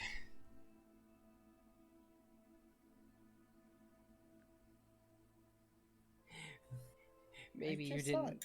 Maybe you didn't interpret. God damn it. Oh my god. Get fucked. So you We're get all the funny. feeling. Where is... You get the Oh, feeling God. that whatever's been talking to you seems to be a representation of the thing you get your godly power from. I get... Yo, God is talking to you, cleric. And yo, God can't speak without you saying shit. It's trying to convey a message to you. A message you don't understand because you keep not giving it enough words to make its message apparent. That is what your natural 20 gives you.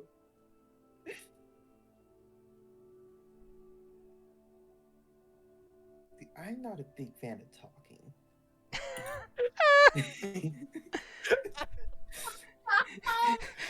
Fucking Agathar gets snatched up in the dream next, just like, yo, get this guy, get this kid right now.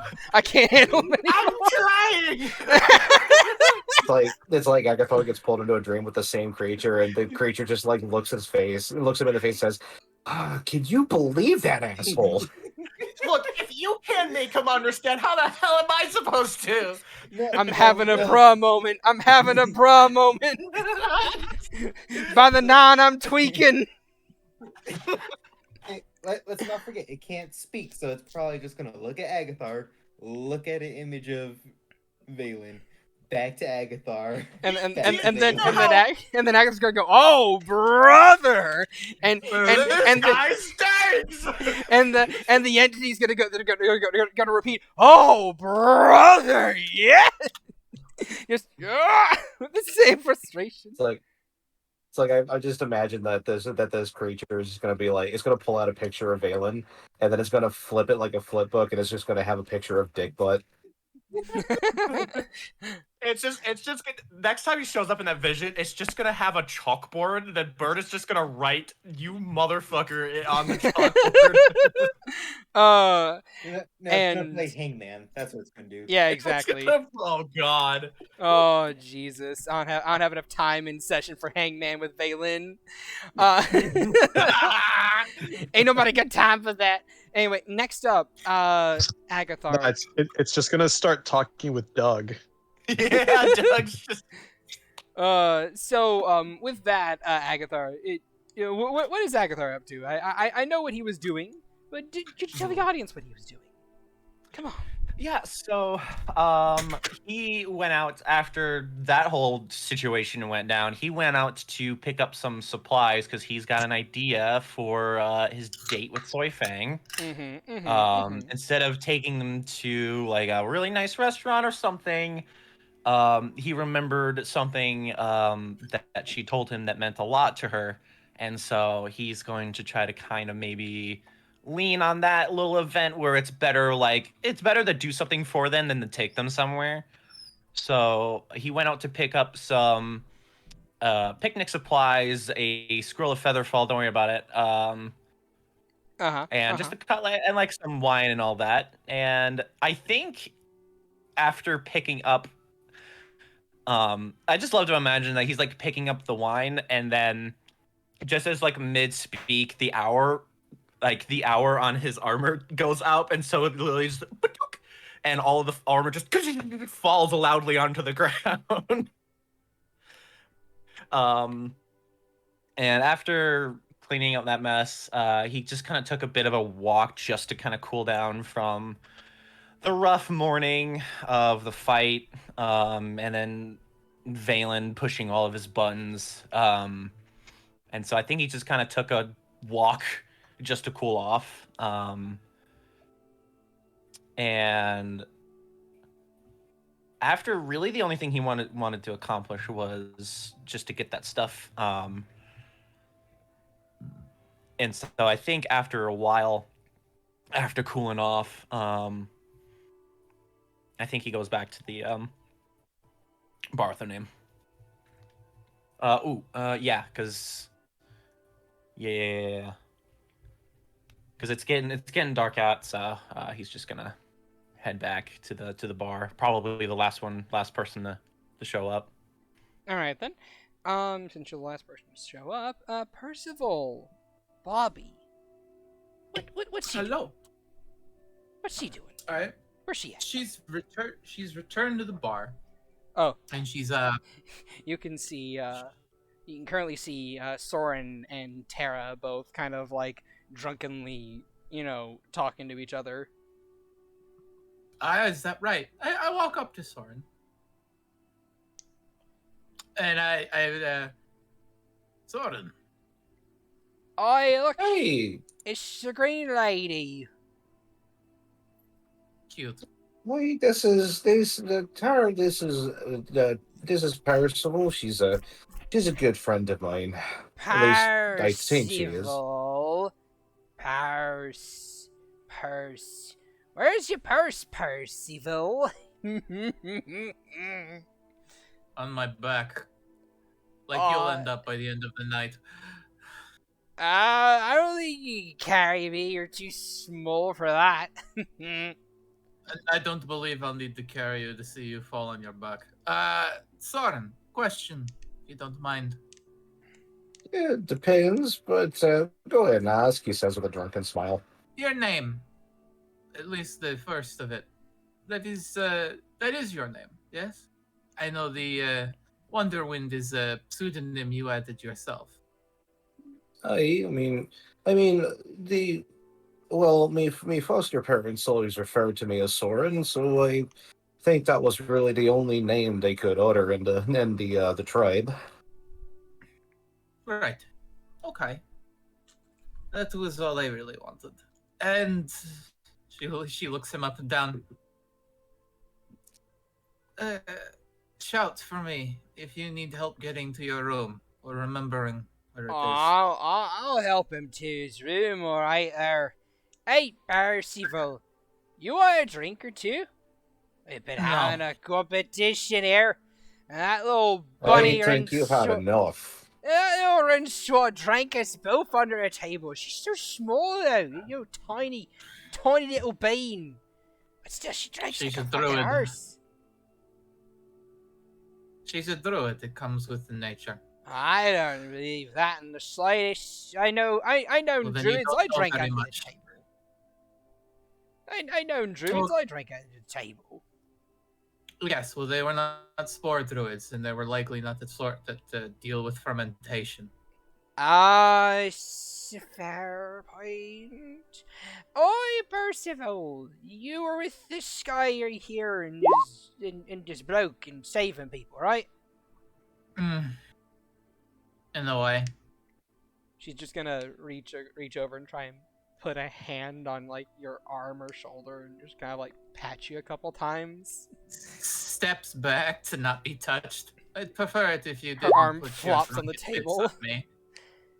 I was gonna say thank you for helping out. I make it a conscious effort to tell people not to thank me. Why is that? I don't want it. She You're looks up to Soren. getting it. Thank you for that little bit of information. I hope you can remember even the slightest bit of this. She takes a few steps back and starts to walk off. All right, you walk off. He kind of watches her walk off, and he just goes, "Oh, that shit was powerful. I don't know if wow, oh, room's turning." Oh, it's okay, bro. It's okay, Bob. I'll see you to your room. She's gonna stand up, wobble a bit, and try and stand you up as well. Around this point in time, Agathar, you step into the bar with name as well to see Percival leaving Soren and Tara's table as they kind of just like stumble a bit drunkenly. Mm-hmm. Okay. He's just kind of like, where's Percy going off to? Is she just going to her room or just like back to her? It looks like she's going to the second floor, so likely a room. Okay, all right. He's not gonna bother really her then. He walks over to he walks over to kind of Soren, kind of already kind of on the way to, because Regina's behind the bar, right? Yep, as always. Okay. He kind of makes his way, but he kind of swings by Soren, and he just kind of looks at them up and down. What's happening here? You mind your own fucking business, you tiny little kobolds, right there. Alright, there's like two of you there. You've been drinking a bit. But I can handle myself. Stumble. Why you know what? Why don't we? He's gonna try and sit her back down into the chair and be like, "Why don't we get you some water first?" I've been having water. I have water right here, and she pulls out of a small bag on her hip a flask. Can I, for fucking giggles, they call it Zenithan water. Like, kind of when she, like, kind of dips her head or something, does, like, a drunken motion, can I use my fucking mage hand to, like, swap the flask with a water? Sure. I mean, that is your arcane trickster thing. You can certainly do that. I can do that. I do have my gloves on. Okay, so add 5 more to this, because I do have my gloves on. So that's like 20... 23? Yeah, no, yeah. You very easily just, like, replace the flask with a glass of water instead and put the flask right back where it was in her little belt hip. Yeah. And she just drinks the glass of water, just like, yeah, that's some good Zenithan water right there. Sets her glass Glad sets her you're glass back down. enjoying that. Soren, what's going on? Are you guys talking? What are you talking You about? like- I'm you guys taking drunk? him. Oh, you're not. She's gonna look to you, Soren, and she's gonna take her arm off you and fold her arms across her chest, press herself out a bit, and she goes, "I'm not that drunk at all." He looks at the glass of water. Huh. Yep, I'm not that drunk at all, and Soren here ain't that drunk either. And The Soren I'm puts gonna. a hand. The Soren puts a hand like to kind of like block his mouth from her, and he mouths, "I'm kind of drunk right now." And I gives like a kind of a smile. and I was gonna take him up to his room. Yes. Up to there. Oh. Okay. Cool. Well, this is kind of a nice change. Kind of nice seeing you cut a little loose, Soren. I know we've had a rough couple of weeks, so it's kind of nice seeing you cut loose a little bit, especially with someone. He looks at her, then back at him, her at him, her at him. I don't know He what you're replies, talking about. He just replies, "It was nice to have friendly competition. By the way, I learned something incredibly important today. Yeah. Don't ever take on Rencois in a drinking contest. I don't Oh, do it. She's really? tiny. She's tiny, but she's I don't know what she's made of. She's a fucking sponge. She has the constitution of a fucking dwarf. Interesting. so I have to tiny. ask her about it because But I she remember I harked down what's that one funny drink that I gulped down? Apparently that was like should have knocked me out. No, That jeez. was like a couple of days ago. Worms kiss. No. I don't know. There, Gov. I I forgot about can't that one. remember. I can't remember. It was like a rainbowy. It was cool. It looked really sweet, and then I learned it was alcoholic. But I took it like a champ. Well, I guess I'll have to maybe challenge her someday. Oh no, bruv. Please, eat the words of a master drinker like myself. You don't want none of that shite. She drank 3 people under the table. Oh, And those- really? And those people are bigger than she is, so Well, I'll definitely have to ask her about that. Dang, I missed a lot. I think she's upstairs with that one really tall bunny girl who's like all mixed smashed and shite. Oh, Neatal. I saw one. Yes. And Rencois was fine. She kind of like she kind of points. Nope. He kind of points at Nope, sword with a thumb. No, no, she was nothing like us. So you are drunk. With a smirk. I'm not that drunk, you little shite. I could punch you through a fucking goalpost. You little tiny shite. he looks at Agatha after she says that. "Oh, don't worry, that's a term of affection." Oh, okay. Because I was gonna step up to that, but That's it's been a right, long you're day. being alright little bitch, ain't you? You cute little fucker. Look at him, how tiny he is. He's like 1/4 my height. What? Her affection seems kind of aggressive. It definitely seems very aggressive, but I'll take that over. He just looks at Sorry. Take it over. What? Oh, I get don't it. worry I about get it. You're one of them freaky types who likes it when the lady goes, "Ooh, use my bitch now," and gives you the little whacking on the head. What? He looks genuinely confused. I know the type. So does Soren. I know the type. She says very confidently, folding her arms across her chest, just like giving a small nod, like, "Yep, Yep, exactly that. I am aware of this. I am on point. I'm it. Wonderful. Okay, well, I guess if it's been a long day, so I'll let you guys go. Glad you're okay, Miss Tara, soft pause. Sarah. I'm Agathar. It's nice to meet you. Nice to be meeting you too, laddie. All right, She looks I'm gonna left go and talk right. to Regina. As if she's unsure as to where you are right now. I'm down here. Oh, shite! There you are! She fucking scared me. You're looking at me as never mind. Well, have a good night, and yeah, if you need something, let me know. He kind of looks at Soren. I don't need nothing from you. You're small. He walks to Regina. I'd say, like, Doug, I think maybe you should keep an eye on Soren. I don't want to see that shit, Agathar. Big. I'm dark, but I'm not that dark. Well, I don't know what you're talking about. Just watch. I don't know how I feel about her. They're super drunk. I don't know.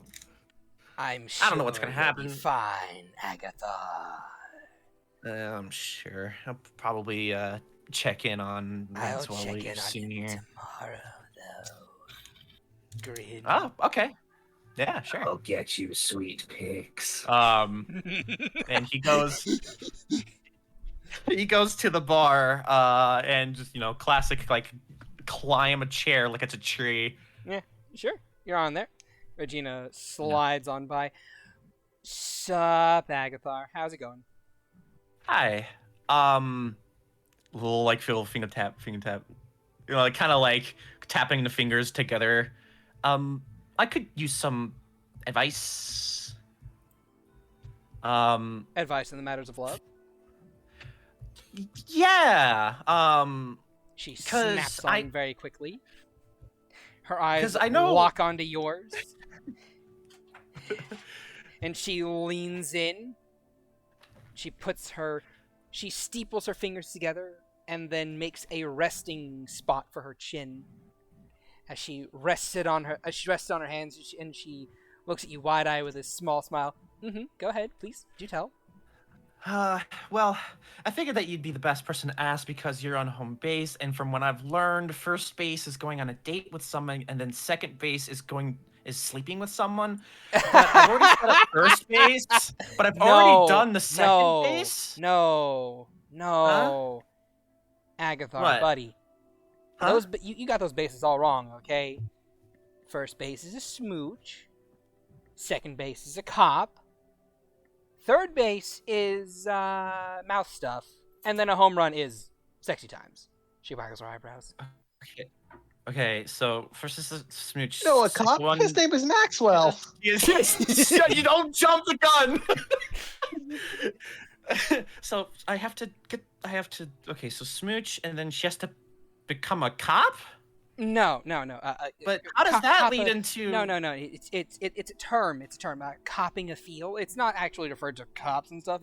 It's more like Well, I have a lot of whenever- feelings for her. Okay. You feel her physically and not emotionally. As in, you take those tiny little mitts of yours and you put them on her boobs. Give a little squeeze. He looks at them, just kind of like thinking. Huh. I might recommend 2 hands for you because yours are very small. Okay. Don't worry. And then third is mouth stuff. You'll know when you're ready for that. Will I? Probably. Okay. Fact of the and matter then last is, phase- fact of the matter is, you're not worried about home runs right now, or even second or third bases. What I can see you might need a little bit of help with is setting up the right mood Mood? for a proper date. Oh, I kind of had a bit of an idea on at least the location, because I thought maybe, well, we don't exactly have a time set, we just know where it's happening. And so maybe I thought instead of taking her to a nice, like a restaurant or something, I would take her up to the tallest spot in, in the town. And he kind of like, before he keeps going, he just like tilts up, and then he just starts looking around frantically. Corks an eyebrow. You looking for her? Yeah. I don't see her. You see her close her eyes and concentrate for a minute. Do you know who I'm looking for? No, I know. I don't sense her. I have to actively try and sense her, though. Yeah, but do you know who her is? Yeah, you're talking about Soyfang. How did you know? It's my tavern. I know a lot. Huh. Okay. He looks a little intimidated. I have general senses of happenings. Not like solid opinion pieces, but I know the general mood of each of my guests. And I can tell when I have guests. And I can tell how many guests I have, and so on and so forth. So, for certain guests, though, like Soyfang, I need to actually concentrate to actually ping them. Yeah, she's really good at hiding. Yeah, very. Along with other roguish types. Oh, You see her frown. Yeah, well, no one's like Soyfang. I mean, I know one person. He looks really offended. And who's that? She points to the bounty board at a bounty for a thief of rains and a mockingbird. Those two. He glares at them. Well, I guess that's a matter of opinion. She shrugs. At least she's not on the wrong side of a wand poster. That's true. But still, you wanted to ask about your little date setup, correct? Yes. All right, then. Tallest building. I'd imagine you've taken precautions, yes? Mm-hmm. All right, then. I think it sounds very romantic, and personally speaking, you should maybe try and have it set up during twilight hours. Yeah, That way you can watch. Yeah, that way you can watch the sunset. Yeah, you can watch the sunset and the stars come out, and beautiful. What else? Honestly speaking, Agatha, just talk to her. Right. If Really she good at wants doing to if she wants to do any base running, she'll let you know. Oh, I understand that part. Good. Fully. Good. Very good. Then that's really all that needs to be said. Okay. He starts like patting his face. Okay. I definitely talked to the right person. Well, who are you going to talk to? I don't know. I couldn't think of anyone else to talk to other than you. She beams a little bit and preens, just like, oh yes, I know. I'm the greatest in the affairs of romance and love and so on and so forth. Yeah, she is, darling. You hear from the back kitchen. What? I forgot about. I fucking forgot about him. Thank you, Kong. Meanwhile, You know, we're having children soon. Really? Mm-hmm. Well, congratulations. Yeah. Good times all around. Yeah. Thanks again. Hey, I really, anytime. yeah, I know people see weird that sort of kind of built the body, and so people are gonna think, oh, you just made your girlfriend, but like not really, because I don't have control over what she does. So it's just kind of like it's not. I want to cop out. I kind of want it to matter. She nods. I mean, I don't really understand anything that you just said, but fair enough. Go, be free, little lovebird. Flutter away. Okay, and he gives her 10 gold pieces, and he jumps off the jumps off the stool. All right then. Percival, you actually saw him kind of like go up there and ask Regina these questions if you want to talk or say or do anything. About Agathar, like freaking out about his date with the thing he made. I mean, or in general.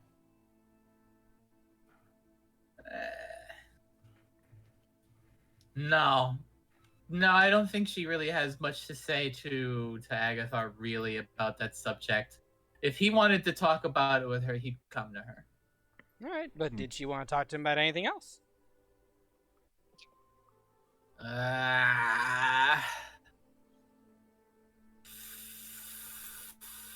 No. Unfortunately, I had another thing I was going to do in the room. All right. I will say, Agathar, you can probably see Tara and Soren making their way up the stairs, slowly but surely. Vaelyn, would you say that you return by this point in time? Let me roll. Okay. Each my dice.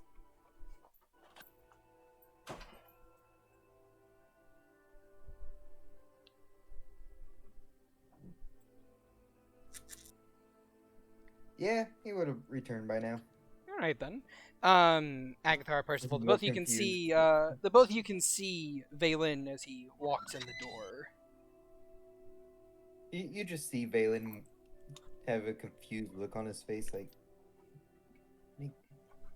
makes no sense.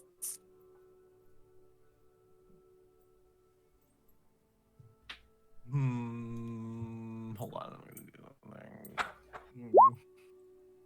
Doesn't care. He just keeps going. Ooh.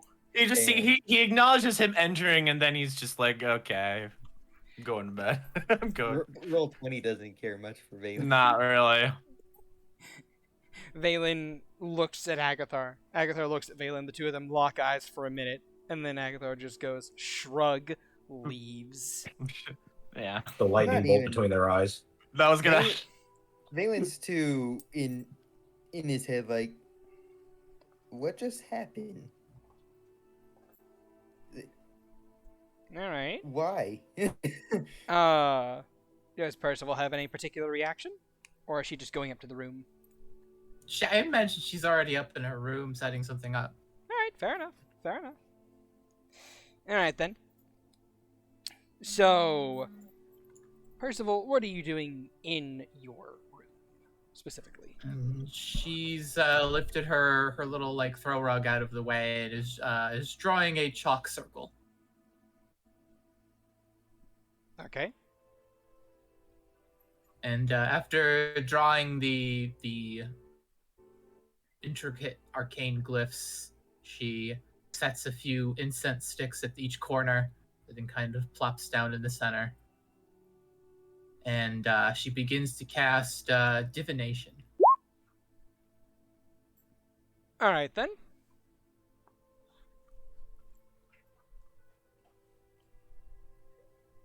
So, Let's see, are you what ask are a single you question. going to ask? Event or activity that occurs within 7 days?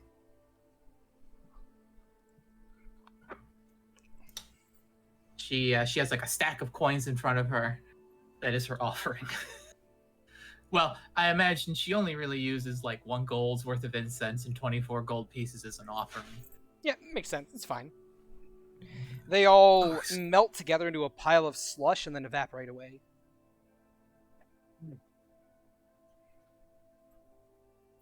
As you can ask your question.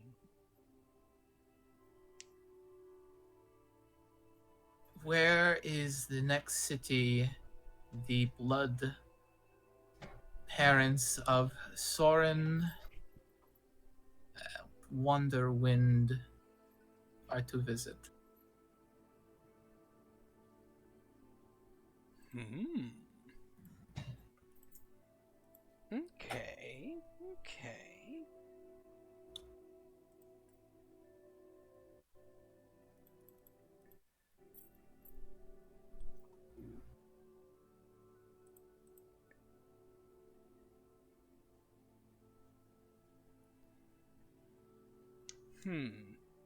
Your response is visit? No. They are homebodies.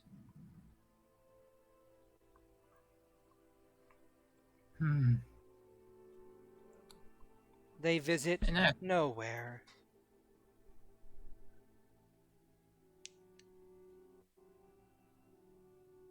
Her eyes open after receiving the answer.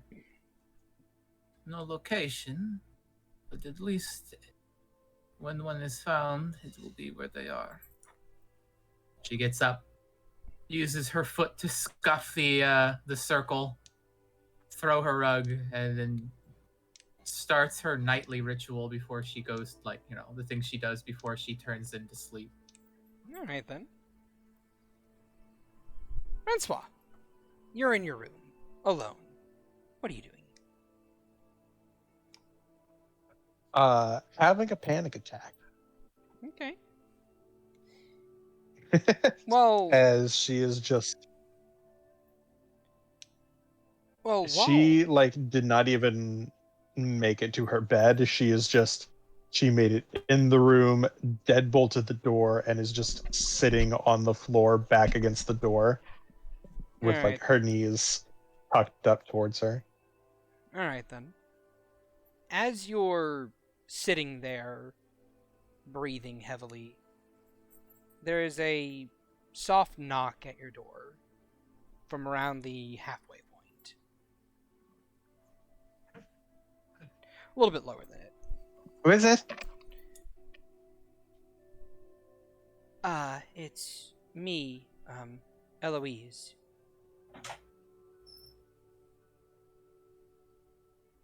There's a slow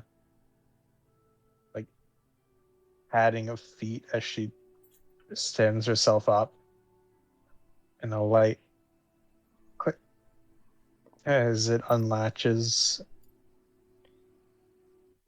Peeking And she out? kind of creaks the door open and peek out. Alright. Eloise stands there with her wide brim hat on her head. Glasses, kind of and she pushes her glasses up her face and she looks at you real quick with an insight. Actually, you know what? Hold on. Insight of 23. She used her portents. I mean, yeah. Visibly distressed about something, although trying to play it off. She holds up a hand. You don't need to play off when you're panicking. I have some tea that I can make to help you calm down. Would you be willing to let me in for a moment? I've also come to confess my love for you. Wow. Do do do do do do. Do Ragdolls. do do do do do do do do do. The second that she says that, they just What song are you trying to mouth? Yeah, The I was about to Always say, I'm Sunny like, I have. theme? That is not Oh. the song. Oh, whatever. I was like, no, it's the Microsoft theme that just do do do do do do. Anyway. Ragdoll. It's the Fallout ragdoll sound effect. AOL dial-up noises. Gmod ragdolling in the background. As she kind of just like she's just gonna. Would you mind if I attempted to help? I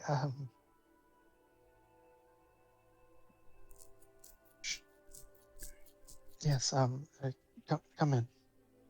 She will not. She will come in. I'd imagine you shut and bolt the door behind you, right? Absolutely. All right. When you shut and lock the door behind you, she kind of gives you a small nod. She will pull out a tea set, light a small fire under it, and begin to let the water boil as she pulls out a few herbs, puts them in a couple bags, and places them inside teacups. The water will be boiling in a moment. The water will be boiling in a moment. And after a few minutes of waiting, it eventually does start to hiss and wee,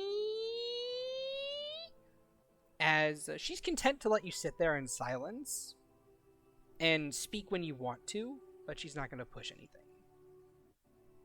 As she very delicately begins to pour these, as she very delicately begins to pour the tea into the water into the teacups and let them steep.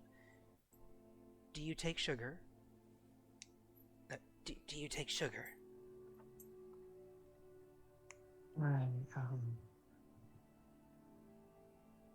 Yes, or honey if you have it instead.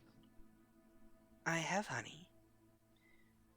And she'll pour some honey and add a little bit of sugar. And she will offer you a herbal tea. It smells a bit like chai tea. It has this calming scent to it. Like, just breathing it in makes you feel a sigh of relief. Are you going to drink it? Yeah, she'll take like shaky sips, like the scene like you always see in the movie, like the shaky, like you can hear the teacup cup rattling. hinking against the rattling against the saucer. All right. With that, you are under the effects of a calm emotions spell. If you're willing, assuming you want to be calmed, you can also just make a save against it. It's up to you.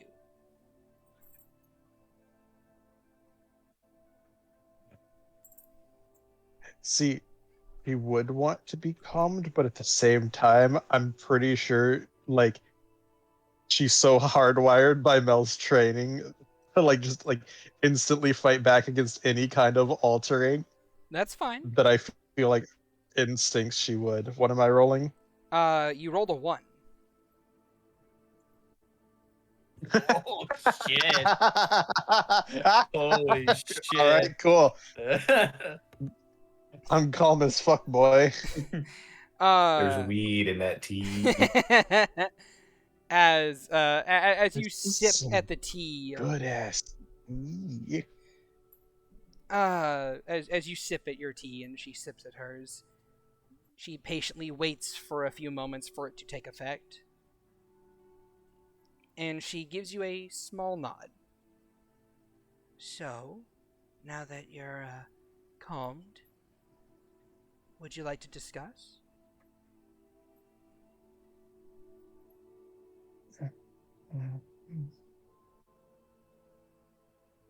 Discuss what? What's bothering you?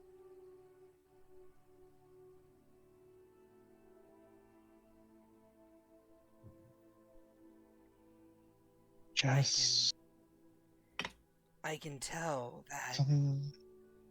you are quite shook. Yeah.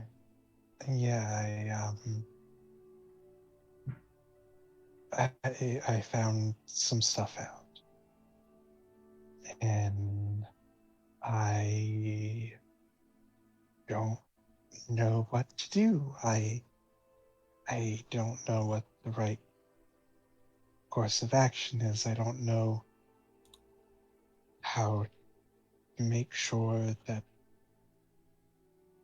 people don't get hurt because of me.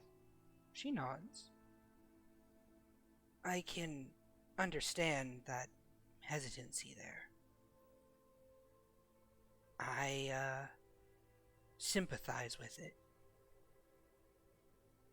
I guess it's safe to assume that you found out about Percival's feelings towards you, correct? She kind of like coughs a little, like she was taking another sip of tea. Um, so, what did everyone except for me know? No, I don't think that's the case. Neatal is quite insightful and, well, if she didn't tell you, I was going to tell you myself.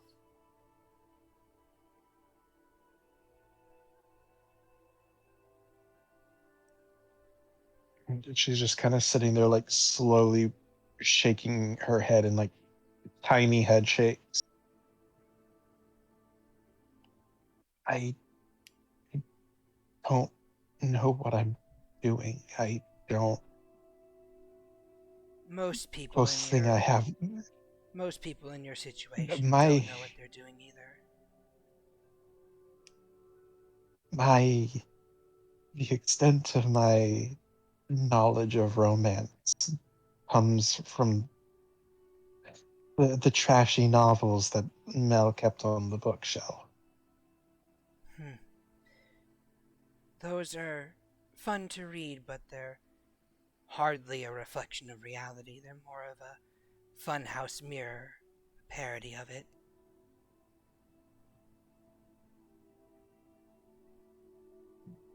So then I'm even less prepared than I thought.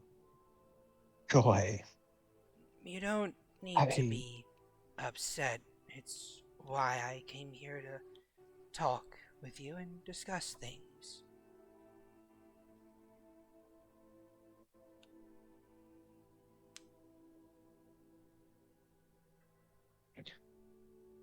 Kate, I don't know what to do. It's okay to I not know don't know what what to to do. do. I don't know. Sip your tea. I don't know what to do. She's going to place her tea down. And she's going to approach Rencois and just very tentatively rest a hand on her head. And allow her to cry on her if she needs. She will take the proffered shoulder and just kind of silently sob against it. Oh, Neatal, what have you done? Not her fault. It's not her fault. Is it? No. No, it's not her fault.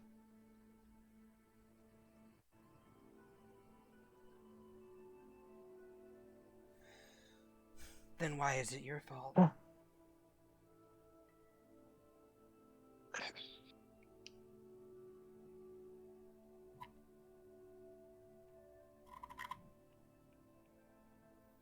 Because I'm the one stuck in the middle of all of this.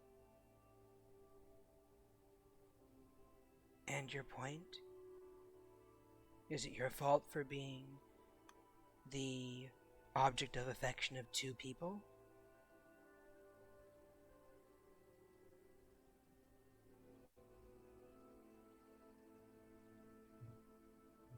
It isn't yours.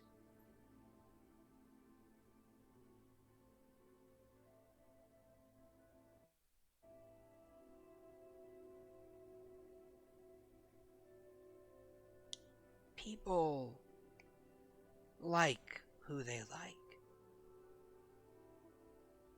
And at the end of the day, you have to make the decision that's best for you. I don't know what that decision is. That's why it's hard. I don't. Hey, it's okay. It's okay not to know.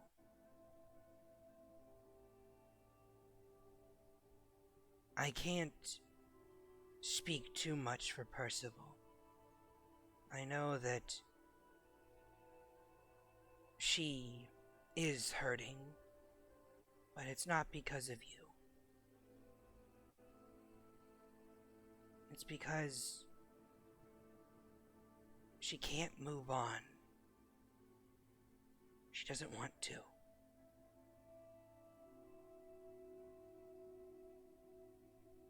And I want what's best for her. And I want what's best for you, too. Neatal I can speak for and say that she would respect your decision if you chose not to be with her. Not to say it wouldn't hurt, but she would move on. I don't want to hurt either of them. Well, Rencois, unintentionally, through the actions of Neatal at the very least, one of you has already been hurt. Two of you, including yourself.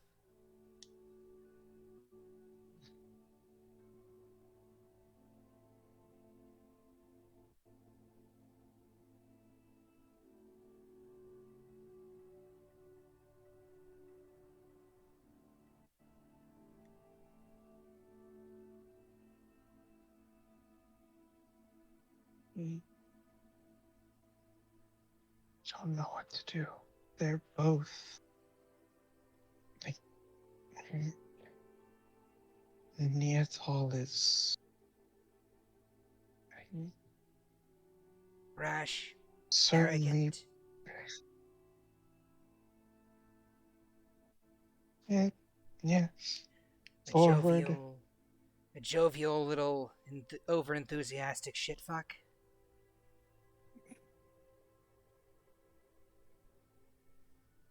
Yeah. Yeah, but she's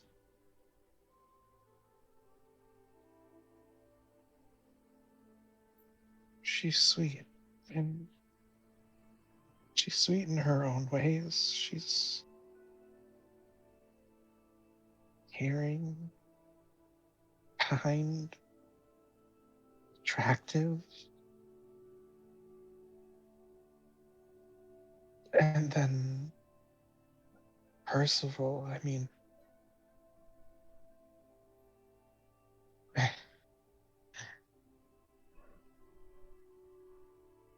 hey, it's a little. I mean, the way we, especially at first, used to just absolutely go at each other. It's, Bicker back and forth. Yeah, that sounds about right for her.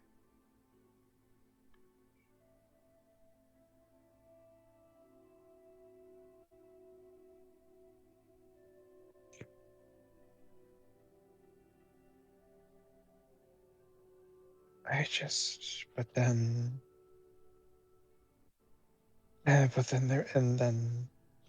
there's little moments where,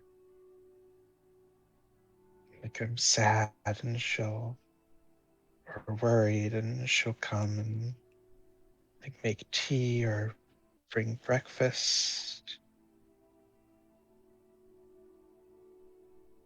Or, like, when we went undercover and posed as a couple of college kids, and I just went out and had fun. It was all kind of surreal. I never really I mean, you live in a shack in the woods. You don't exactly have what one would call a standard childhood.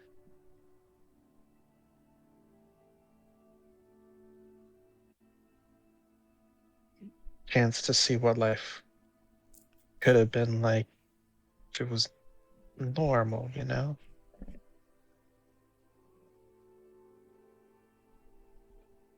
I I can had a lot of understand. fun. I know.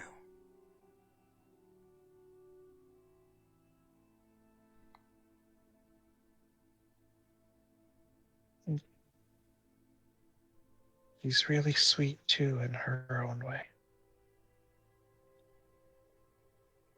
She has a steel cage around that heart of hers.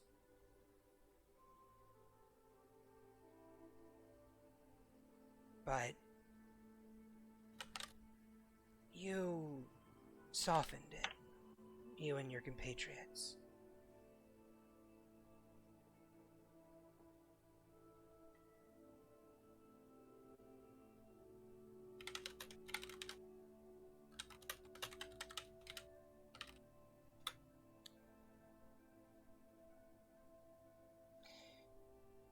Well,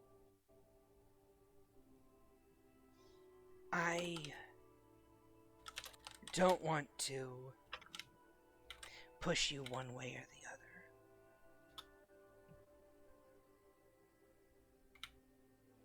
other. I'm biased in a way. Hence why I'm here simply to mediate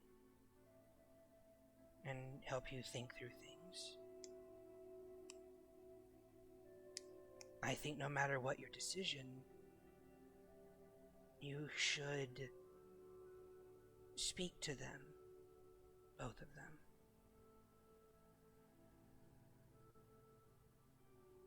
them. Rencois will kind of half-heartedly nod, kind of just staring down into the cup. Be honest about your feelings for both of them.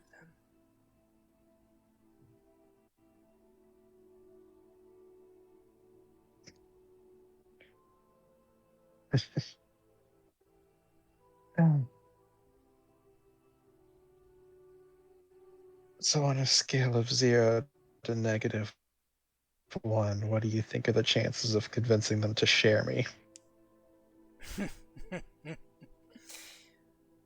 I know Neatal wouldn't be opposed, but that's Neatal. Percival's a different story altogether. I can't speak for her much anymore.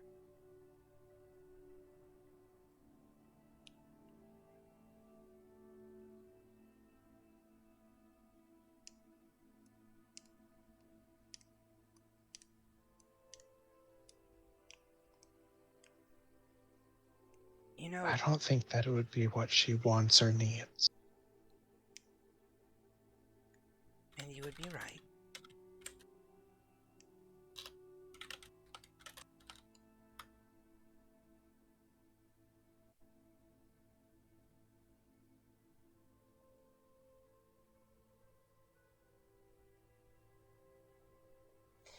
Alright. Well,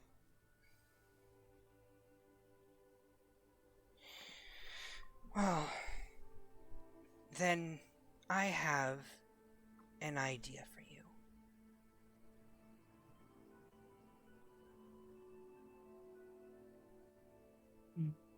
Yes.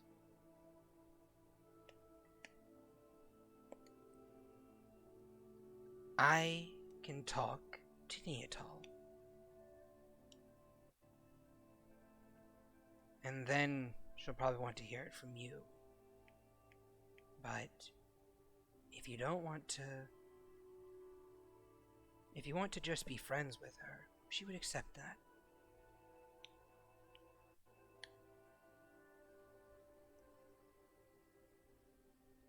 And if you want to go with Percival instead, then that's fine as well.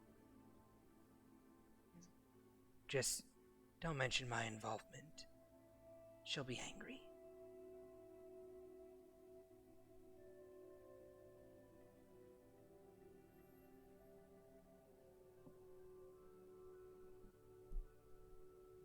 don't know.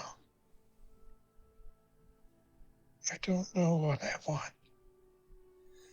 I don't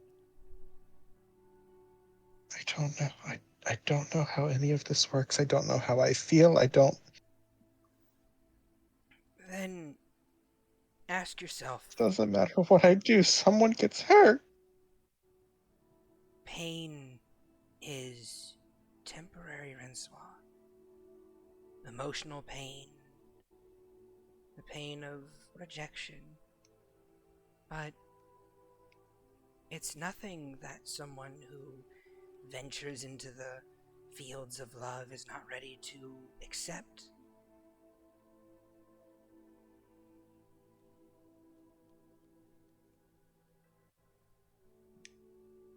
Simply put, Rencois,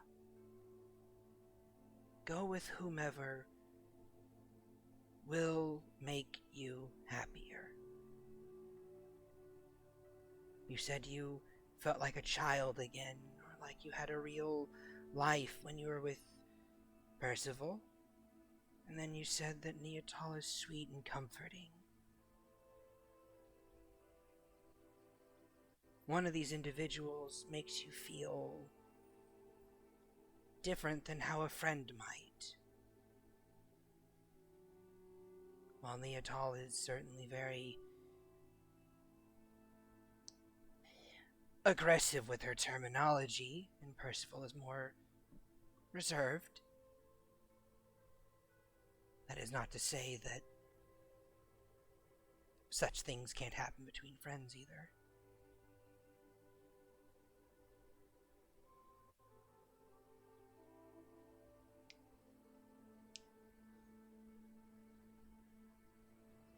As it stands, you have a diverging path before you.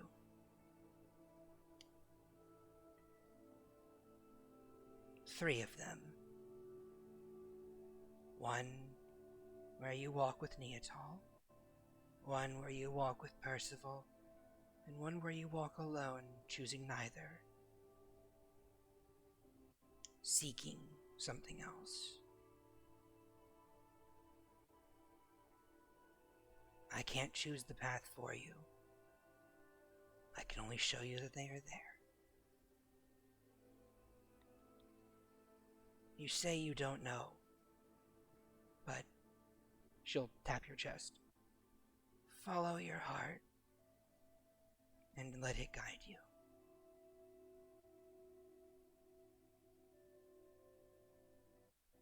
Now, drink some more tea and sleep on it.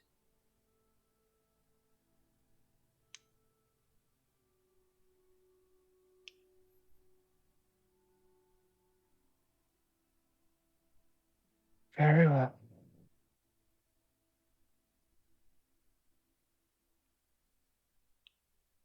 Can you pour me another cup, please? Of course I can. She will pour you another cup of tea. And then she will withdraw from one of her pouches a small, square box with a little ribbon on top and place it beside you.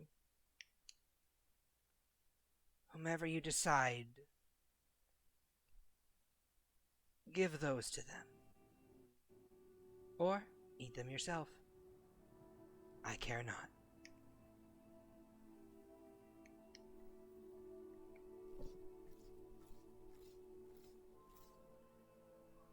And with that, unless you have anything else you wish to say or ask of her, she will leave.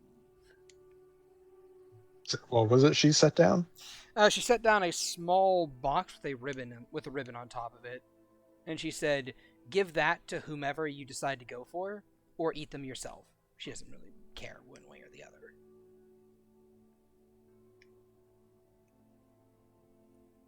And she'll kind of just nod, still like staring into her teacup, just like staring at the reflection of her face.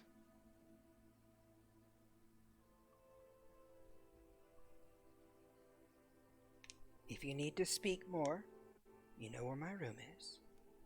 She'll tip her hat, recollect her tea set, and begin to leave.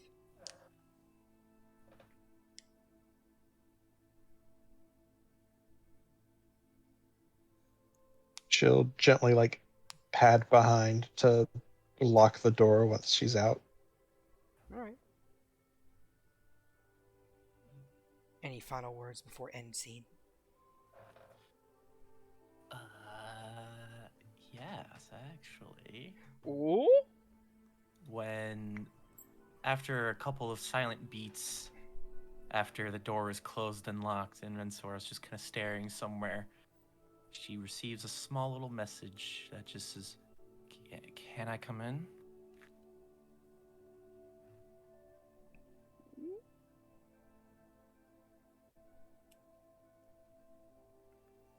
She'll unlatch the door. Okay. I pick the window. Climbs in through the window. Yeah. Little click, and And then you hear Agathar the- confesses his love for Rencois. No, no, Agathar. It's dangerous. We're brother and sister. It is forbidden.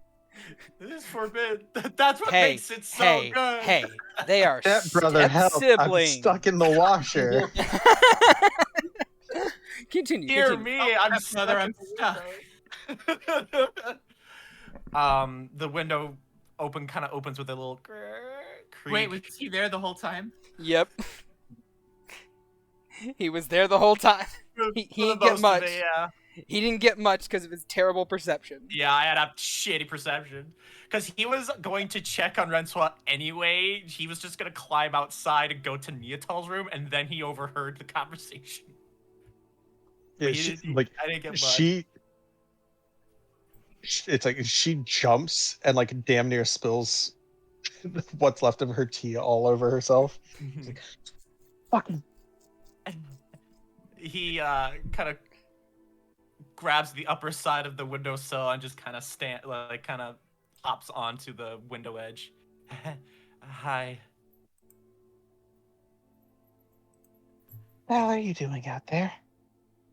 Well, I was Besides giving me a fucking heart attack. sorry. Jesus. Sorry. I mean, I did ask to come in, but then again, it wasn't specific. Yeah, no, not at all. She'll relatch the door. He'll hop off the windowsill into the room and then close it behind him. I was gonna check on you because So how much did you hear? I got a general beat, but I didn't get much. Are you okay?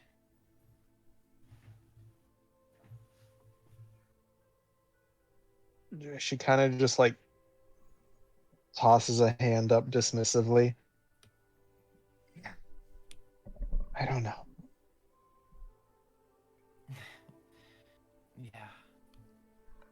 Yeah, love is it's tricky. You missed it. You could have said love is a battlefield. Shut up, Shad.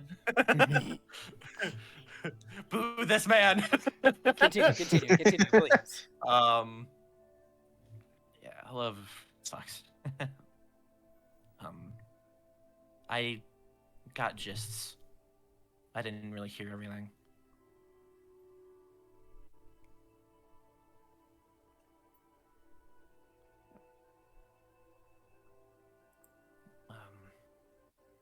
What exactly things, though, did you hear so I know what gaps to fill? Someone also likes you besides Neatal.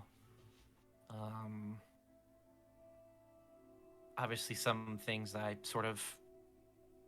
I could understand about doing what's best for you, and, choosing someone is not easy. It's not. So who's the other person? If you want to tell me, you don't have to tell me. No,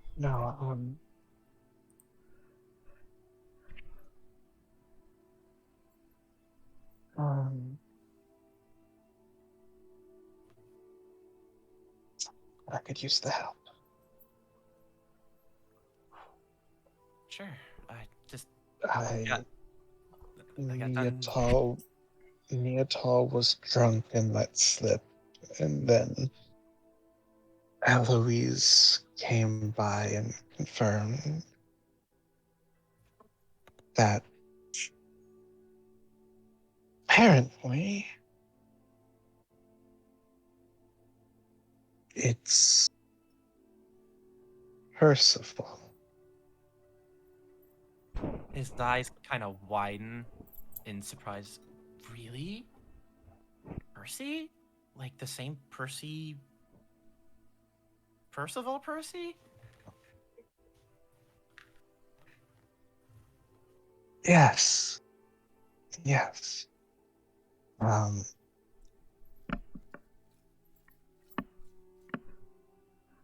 mean, I suppose Percival always did play their cards close to their chest, yes. Yeah. It took me nearly killing myself to get into her cart, so I guess she would play that close to her chest, probably even more. And you got yourself kicked right back out once you were better. Okay, well, first of all, that wasn't my fault. I can't control Swiftwing, who snuck into her cart and tended to my bandages that didn't need to be tended, by the way. So she definitely did that because she likes me. But he kind of shakes his head. It's not about me. Wow. Okay, Percival. Huh. I'm not gonna say anything. I promise. This is just it stays in this room. That's none of my business, and I will help wherever I can and wherever you need me to help. But my mouth is sealed.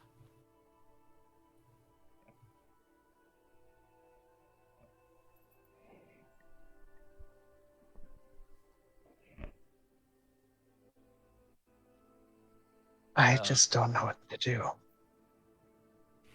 He walks over to the bed and just kind of hops up on it and just kind of sits with his legs dangling. Well, I think because I've had pretty much little to no experience myself, but the things that I did learn, I think this stuff, I mean, it takes time. And kind of this stuff is just winging it, but being smart about it, if that makes any sense.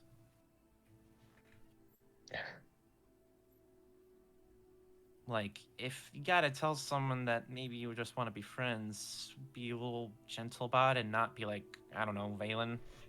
That's a pretty low bar that you probably. What a low bar to shimmy under. Yeah, no, that was yeah, that was you already beat Rencois' comments. She was about to be like, I mean, not being Vaelyn levels of tact is a fairly low bar to set. Yeah, I mean, any schmuck can hit on someone. But from what I can tell, is you do enjoy Neotal's company, and you enjoy Percival's company. And I think either of them can be good choices. And you don't have to decide who you're going to be with right now. This is something that's going to take time.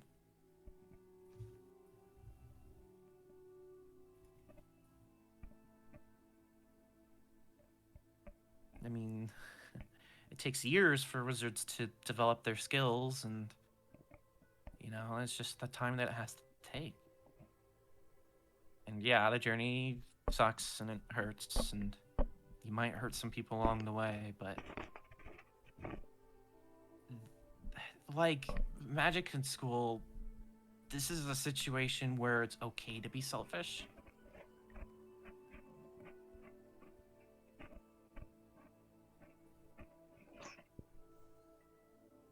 I mean, not really, because the selfish decision would be to have both of them.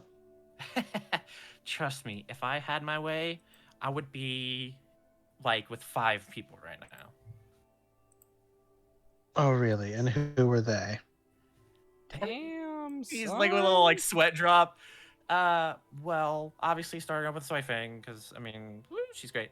Then I thought about Veronica. And then, I think I made Zulamon a little too attractive. Uh, and But I admittedly had a couple of, I don't know if this, like, I've been alone for a long time, so I'm still kind of like figuring out what is actual like affection or like respect, because I thought about he twiddles his thumbs, and I thought about Soren for a hot second, but I know where he stands, so but I know where he stands. So. Rencois kind of laughs a little. She's like, that would have been a hard sell.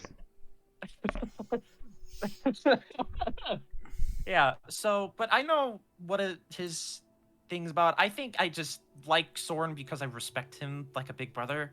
So I think that's where that feeling is coming from. So, it's just the stuff that I'm figuring out about myself.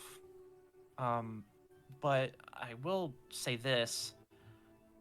I did have to hurt Veronica. When she told me when I was Abigail, she, wanted to be with me, and obviously at the time I was thinking about the mission, but then I realized I didn't think with my head, I thought with my heart, and at that moment I knew I wanted to be with Soy Fang. And so I had to hurt Veronica. And it wasn't easy. It didn't feel good. I still feel bad about how she reacted, because she took it hard. But I think in the end it worked out for us. Because I genuinely like her as a friend. And I want to, be there for her when she's having hard times. But it's sometimes, I mean, not to use the phrase, because it's kind of true in this instance, you're gonna have to break a couple of eggs to make a happy omelet, And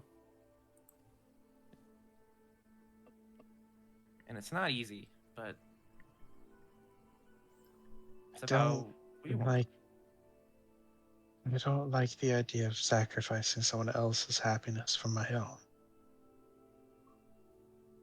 I don't like that either, especially for myself, but we deserve to be happy too.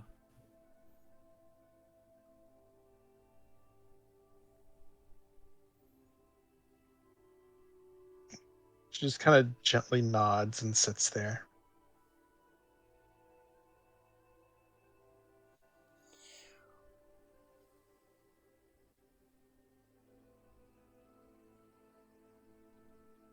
But I think it's a good feeling to know that two people who mean something to you have, think that you're the bee's knees, is something that I overheard once. I think I used that correctly.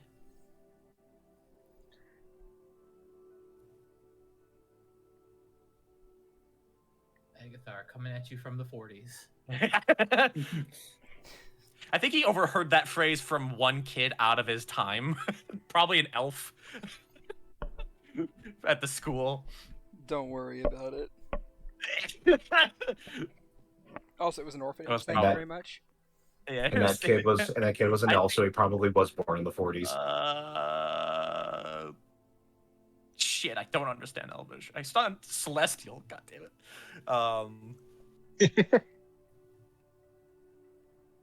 So that kind of feels good, knowing that people like you.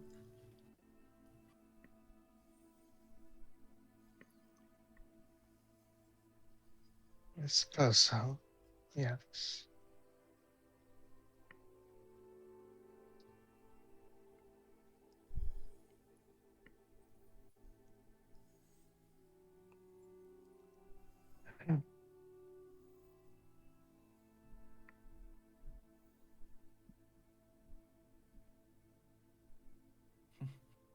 You said you just simply what, new in the moment?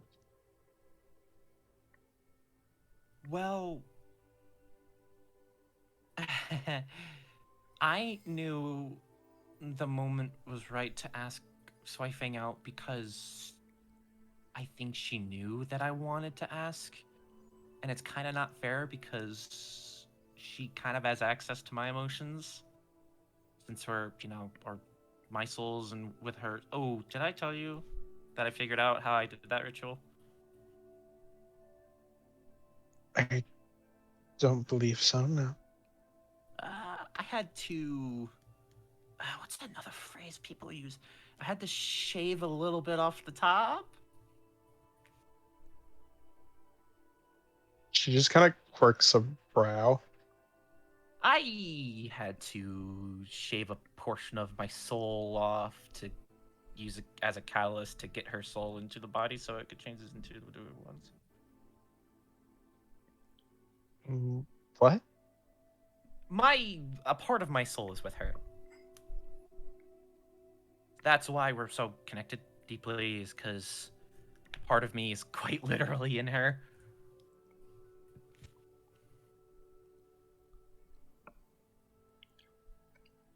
So yeah, she kind of had an unfair advantage because I think she knew that I was wanting to ask her, and I think she just kind of nudged me to do it. So I don't feel like I'm the greatest example of finding the right time, because I kind of blurted it out like an idiot instead of doing something smooth. Like someone that's cool. You did it. She'll kind of like reach over and like ruffle his head. You did it in the most Agathar way possible. And I think that's how Soy Fang would have liked it. Yeah. And, that's the thing. You just gotta be you. Yeah, well, me is a mess. We're all a mess. But I think that's what makes it nice, Messes make more messes, but, that's just kind of how I see art, It's just a beautiful mess that kind of makes in forms and stuff. People like it. And I like feeling this way.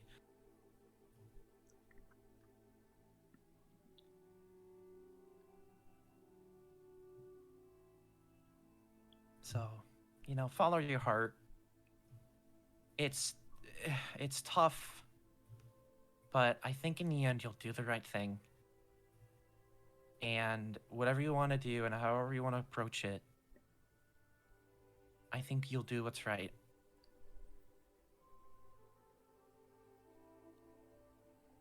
And he gives her a hug. Oh. And she'll hug him back. I certainly hope so.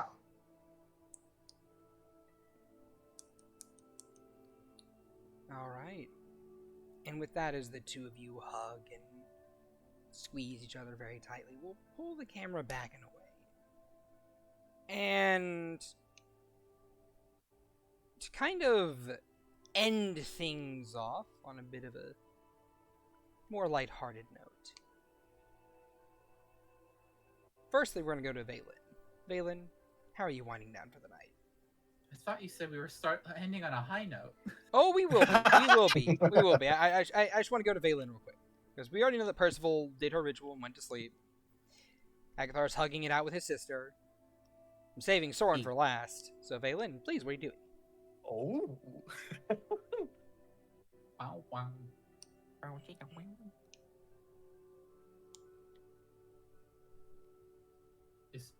Is Vaelyn here? Is Vaelyn here?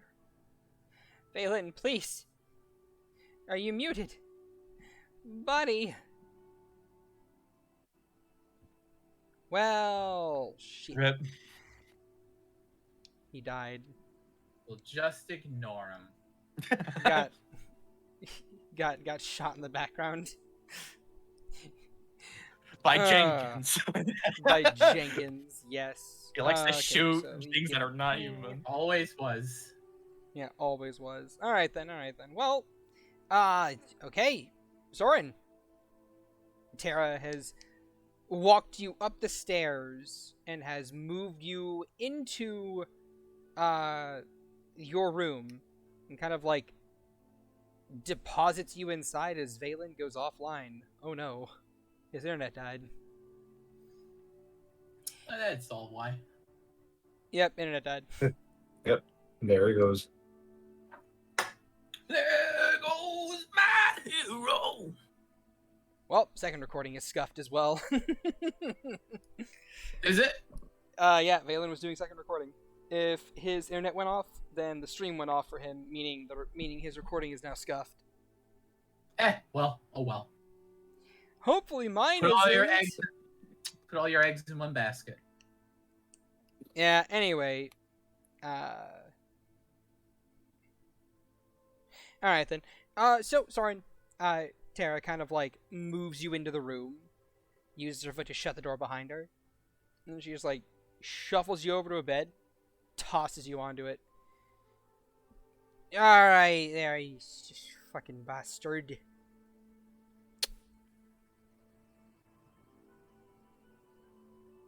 I like your fur. The cut of your jib there, sir. Thanks. Aye, thanks. Now get that hat off. So, do you... Here's a probably a pretty strange question, but do you have a room here? Me? Oh, I you. do. What about it? So this, well, why don't we kind of go that way? First, well, I'd kind of like to But see. I'm already here. Yeah, Are you wanting? which room are you staying in, if you don't mind me asking? I'm staying in like 2 rooms down. What's about it? Just curious. So you're we're both a little under the alcohol right now. Aye, we are. What So about it? well, just kind of curious as to your intentions, if you don't mind me asking, that is. My intentions were to get them there robies off of ye and to feel your chest. Hmm. If and of course you're not objecting to that.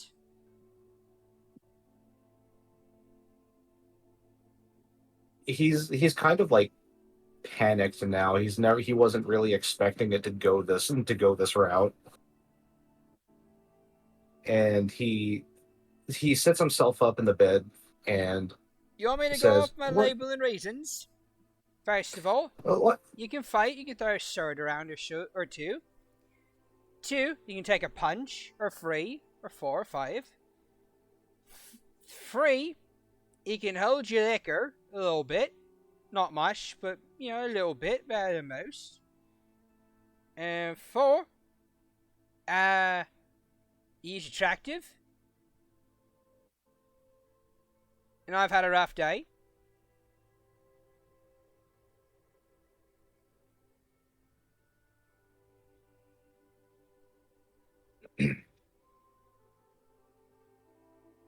But it's okay.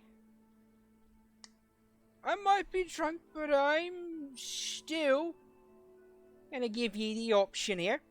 I don't know if you even swing the way of ladies. Not that I would mind if you don't. It's your prerogative right there. I mean, I like me a lady or two. He says, he just kind of like goes, because like he's kind of like in, like, I don't know what to do at this moment kind of thing. It's like, I never expected to get this far. Nice. Good. Wonderful. Now, if and you're giving me permission to keep on doing what I'm doing, then that's all good. Just need a clear yes or no. He looks down for a second and then takes off his hat and says, "All right, under one condition. Oh, what's that then? It doesn't go any further than that. Any further than what? Than what you've already described." The chest rubbing?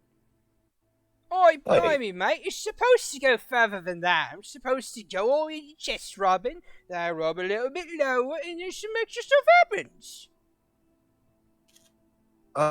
But now's not really a good time for that. You know what? It's fine. It's fine. I get it. I understand. Been through an hour and day. Don't want to do a bit of a one-night standy. So good. So good. I'm okay with that.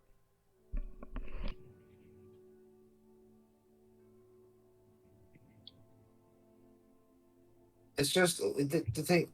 I don't feel comfortable going. What's the term that they use? All the way, was it? Here's the term. It's not. I don't feel like it's an appropriate thing to do when alcohol's being involved. Whether or not both have been are under the influence. You understand? It's understand. It's all fair enough. It's all good. That's why I gave you the option.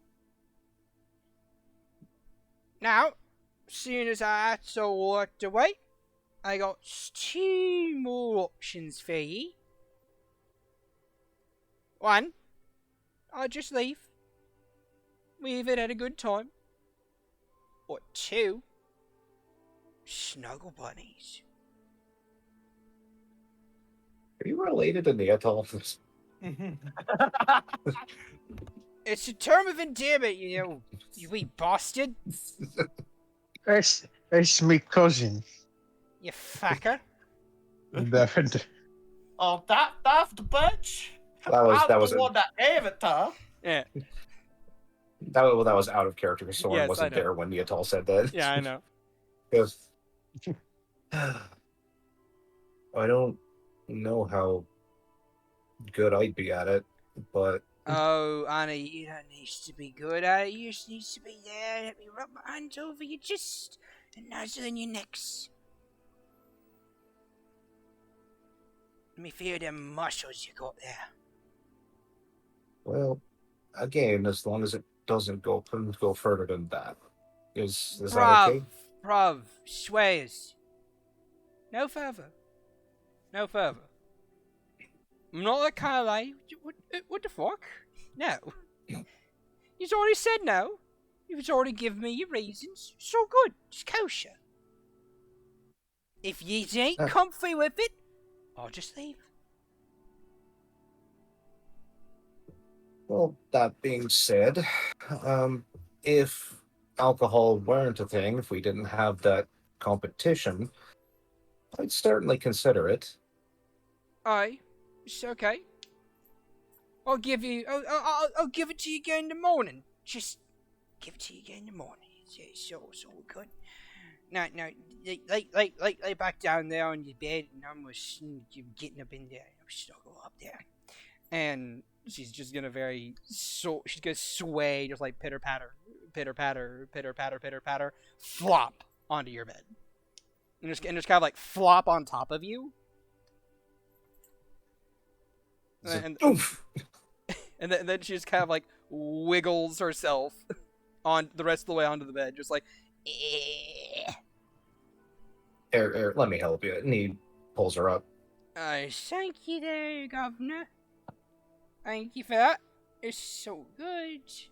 Now get them robes off right there and on your chest. Yes. And she and like unless you stop her, she's just gonna run her hands along like your abs and pectorals, and just kind of like squeeze you from behind, and press her chest against your back. But that's all she does. He won't stop her. All right. The two of you snuggle, and you have a wonderful night together. Of snuggles. They're very warm. Very firmy, fathy. And with that, as everyone beds down for the night. I think Vaelyn's back, by the way. Okay, Vaelyn. Vaelyn, buddy, are Yeah. you alive again? Maybe. You want to Hopefully. end the night with depression? More of confusion. Just More confusion? Okay. So, you are at the bar with no name. And you're sitting there probably... Are you ordering a drink, would you say? Yeah, he's just ordering water. He's too many things happen at once in the past few hours. Alright then. You have a very good passive perception. So, you notice when Lana re-enters the bar with no name. Her eyes are bloodshot. And she looks weary. And upon spotting you, she locks eyes with you from across the way for a moment or two. Do you do or say anything? Just a silent wave.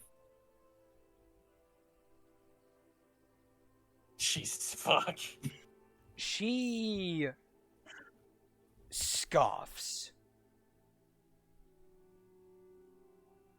and ignores you before making her way over to the stairs and upstairs, and then before making her way over to the stairwell and then making her way up the stairs.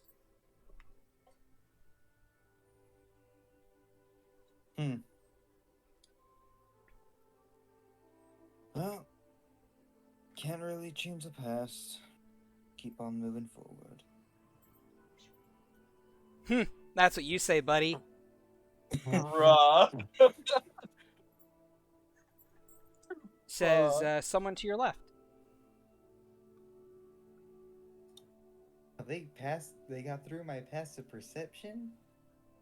Sounds like I need to get expertise. No, they've been there the whole time. You just didn't notice them until now. Okay. You look to your right, and you see a black-scaled kobold in full plate armor, with robes adorning them. They give you a smile. Hey, buddy. Lady worries? Perhaps. Ah. You want to talk about him? Not really. Nah, I understand. In reality, she probably had it coming anyway. Who knows? I certainly don't. God damn it. Tell you what there, man. Women ain't fucking worth it. If anything, you're probably better off alone. Got less people to rely on. You know what I mean? Mm-hmm. Sometimes you gotta rely on people.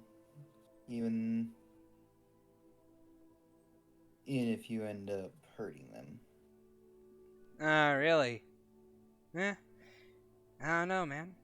Is it really worth it? Seems like they're doing a lot more hurting on you than you are on them. Been watching you for a while since you came in here. That there No, I was kobold... gonna say from one perspective. Sorry, what? As when he said that, that Vaelyn would have said, from one perspective, it may looks like that. I mean, I'm pretty insightful myself. And from the way I see it, that little kobold that you're palling around with, he really doesn't like you. And that short round rabbit girl, she could care less about you right now, buddy. You must have really pissed them both off. But over what? That broad that just walked upstairs? What about her? What's she trying to do? Get you to do something that you didn't want? Huh? I don't know what you're talking about. I think you do, buddy. Let's stop dwelling into others' business. Hey, man. I'm just here advising, you know what I mean? I tend to give pretty good advice to people. All kinds of people in need. In fact, you know what? Here, let me introduce myself properly to you. He holds a hand out for you to shake. Name's Chucky.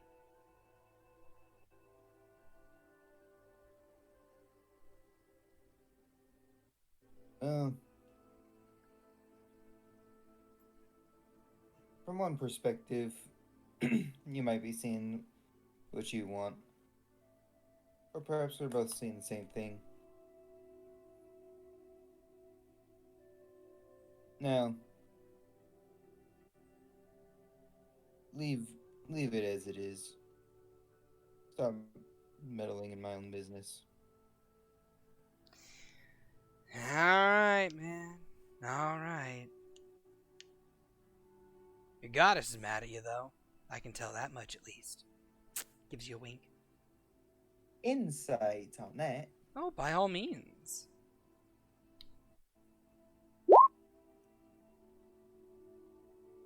$26. You get the sense that this person One is... off. You get the sense that this person is aware, at least a little bit, of what's been going on with you. Their smile just gets a little wider as you see the truth in their eyes. That they're aware of your struggles, of you talking, but not seeming to understand.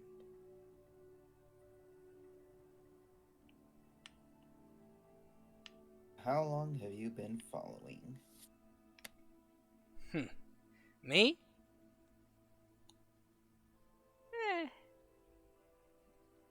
A little while. Follow everyone. Do a whole lot. I'm a people pleaser. I help people. And I'm trying to help you, buddy.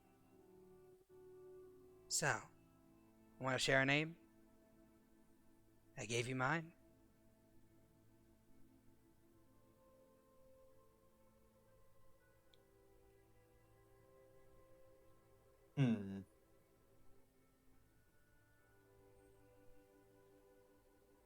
I'm not sure right now. What exactly did this Chucky say? My name is, or you can call me. He said, why don't I introduce myself? My name is Chucky.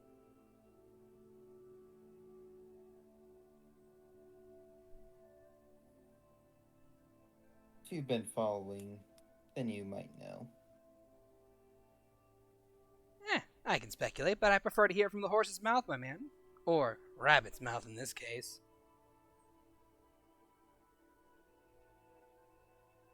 Shows that what you know is limited to next to nothing. I don't know, man. Like I said, I can make estimates and guesses, but I prefer working with certainties. Yet life is full of uncertainties. Yeah. Like that, thing you keep talking to. It's quite frustrated. I can tell. You wanna know how?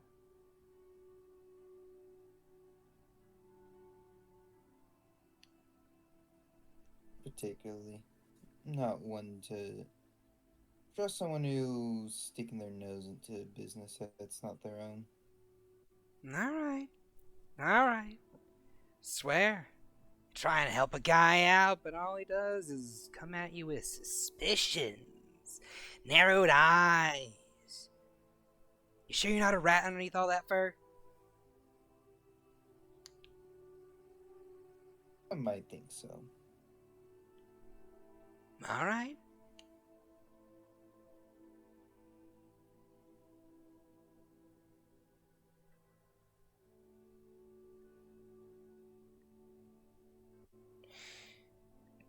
Well.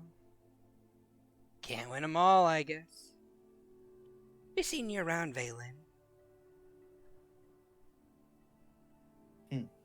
And with that, they are going to lift their fingers up and snap them.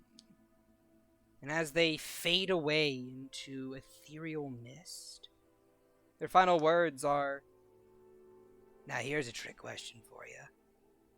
Was I real the whole time, or was I your god trying to speak to you again?"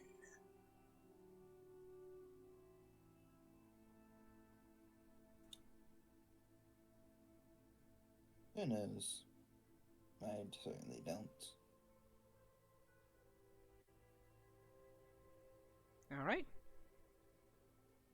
And with that, we will end this episode of The Rains of Vitrium. Oh, shit. You see, if it wasn't in the bar boy. with no name, I've been throwing spells. Take a long rest now. This Yeah, This right. perfectly calm and not at all emotionally charged episode of Rains of Oh, Vitrium. yeah, very. All right, I then. did shopping, some planning. I found some backstory stuff for Soren because I'm nice. Then I went to bed. Alright. And with all that, from all of us to all of you, everyone, go down the line and give a goodbye before we go into the post-stream, which happens after the VOD is finished filming. And, well, it happens for, like, the next half hour on Twitch. If you catch us live, then you can catch the post and pre-stream for the Rains of Vitrium and get to talk with us and pick our brains about things and stuff. Maybe get some answers to those long-awaited questions. Who knows? I don't. Say goodbye to the people, Agathar. Your local love romancer, Agathar, saying goodbye. Yeah. Percival, say goodbye to the people. Percival? Say goodbye to the people. Goodbye. Yes, goodbye. Oh, From someone didn't who see you had, there. Like, a perfectly nice session with no drama. All right. Oh, didn't see you there. All right, Rencois, you go ahead and say goodbye to the people. Oh boy. Drama. Existential dread goodbye. Soren, say goodbye to the people. So Agathar was considering Soren for the longest time, and Soren never knew about it. Is anybody surprised? Don't Well, in my worry defense, about it. I never acted on those. Don't worry about it. I'll reveal it at some Not point really. in time. And Maybe. Vaelyn, by all means, say goodbye to the people. Goodbye, everyone. All I right, definitely then. did not do anything wrong. And goodbye, stay awesome, stay wholesome, and come back next week for more Rains of Vitrium and more drama, and maybe even a puzzle dungeon level or two, where all my Oh, players no. are probably going to suffer and die horribly. Ah! Watch us bully Shad in real time. Anyway, oh bye.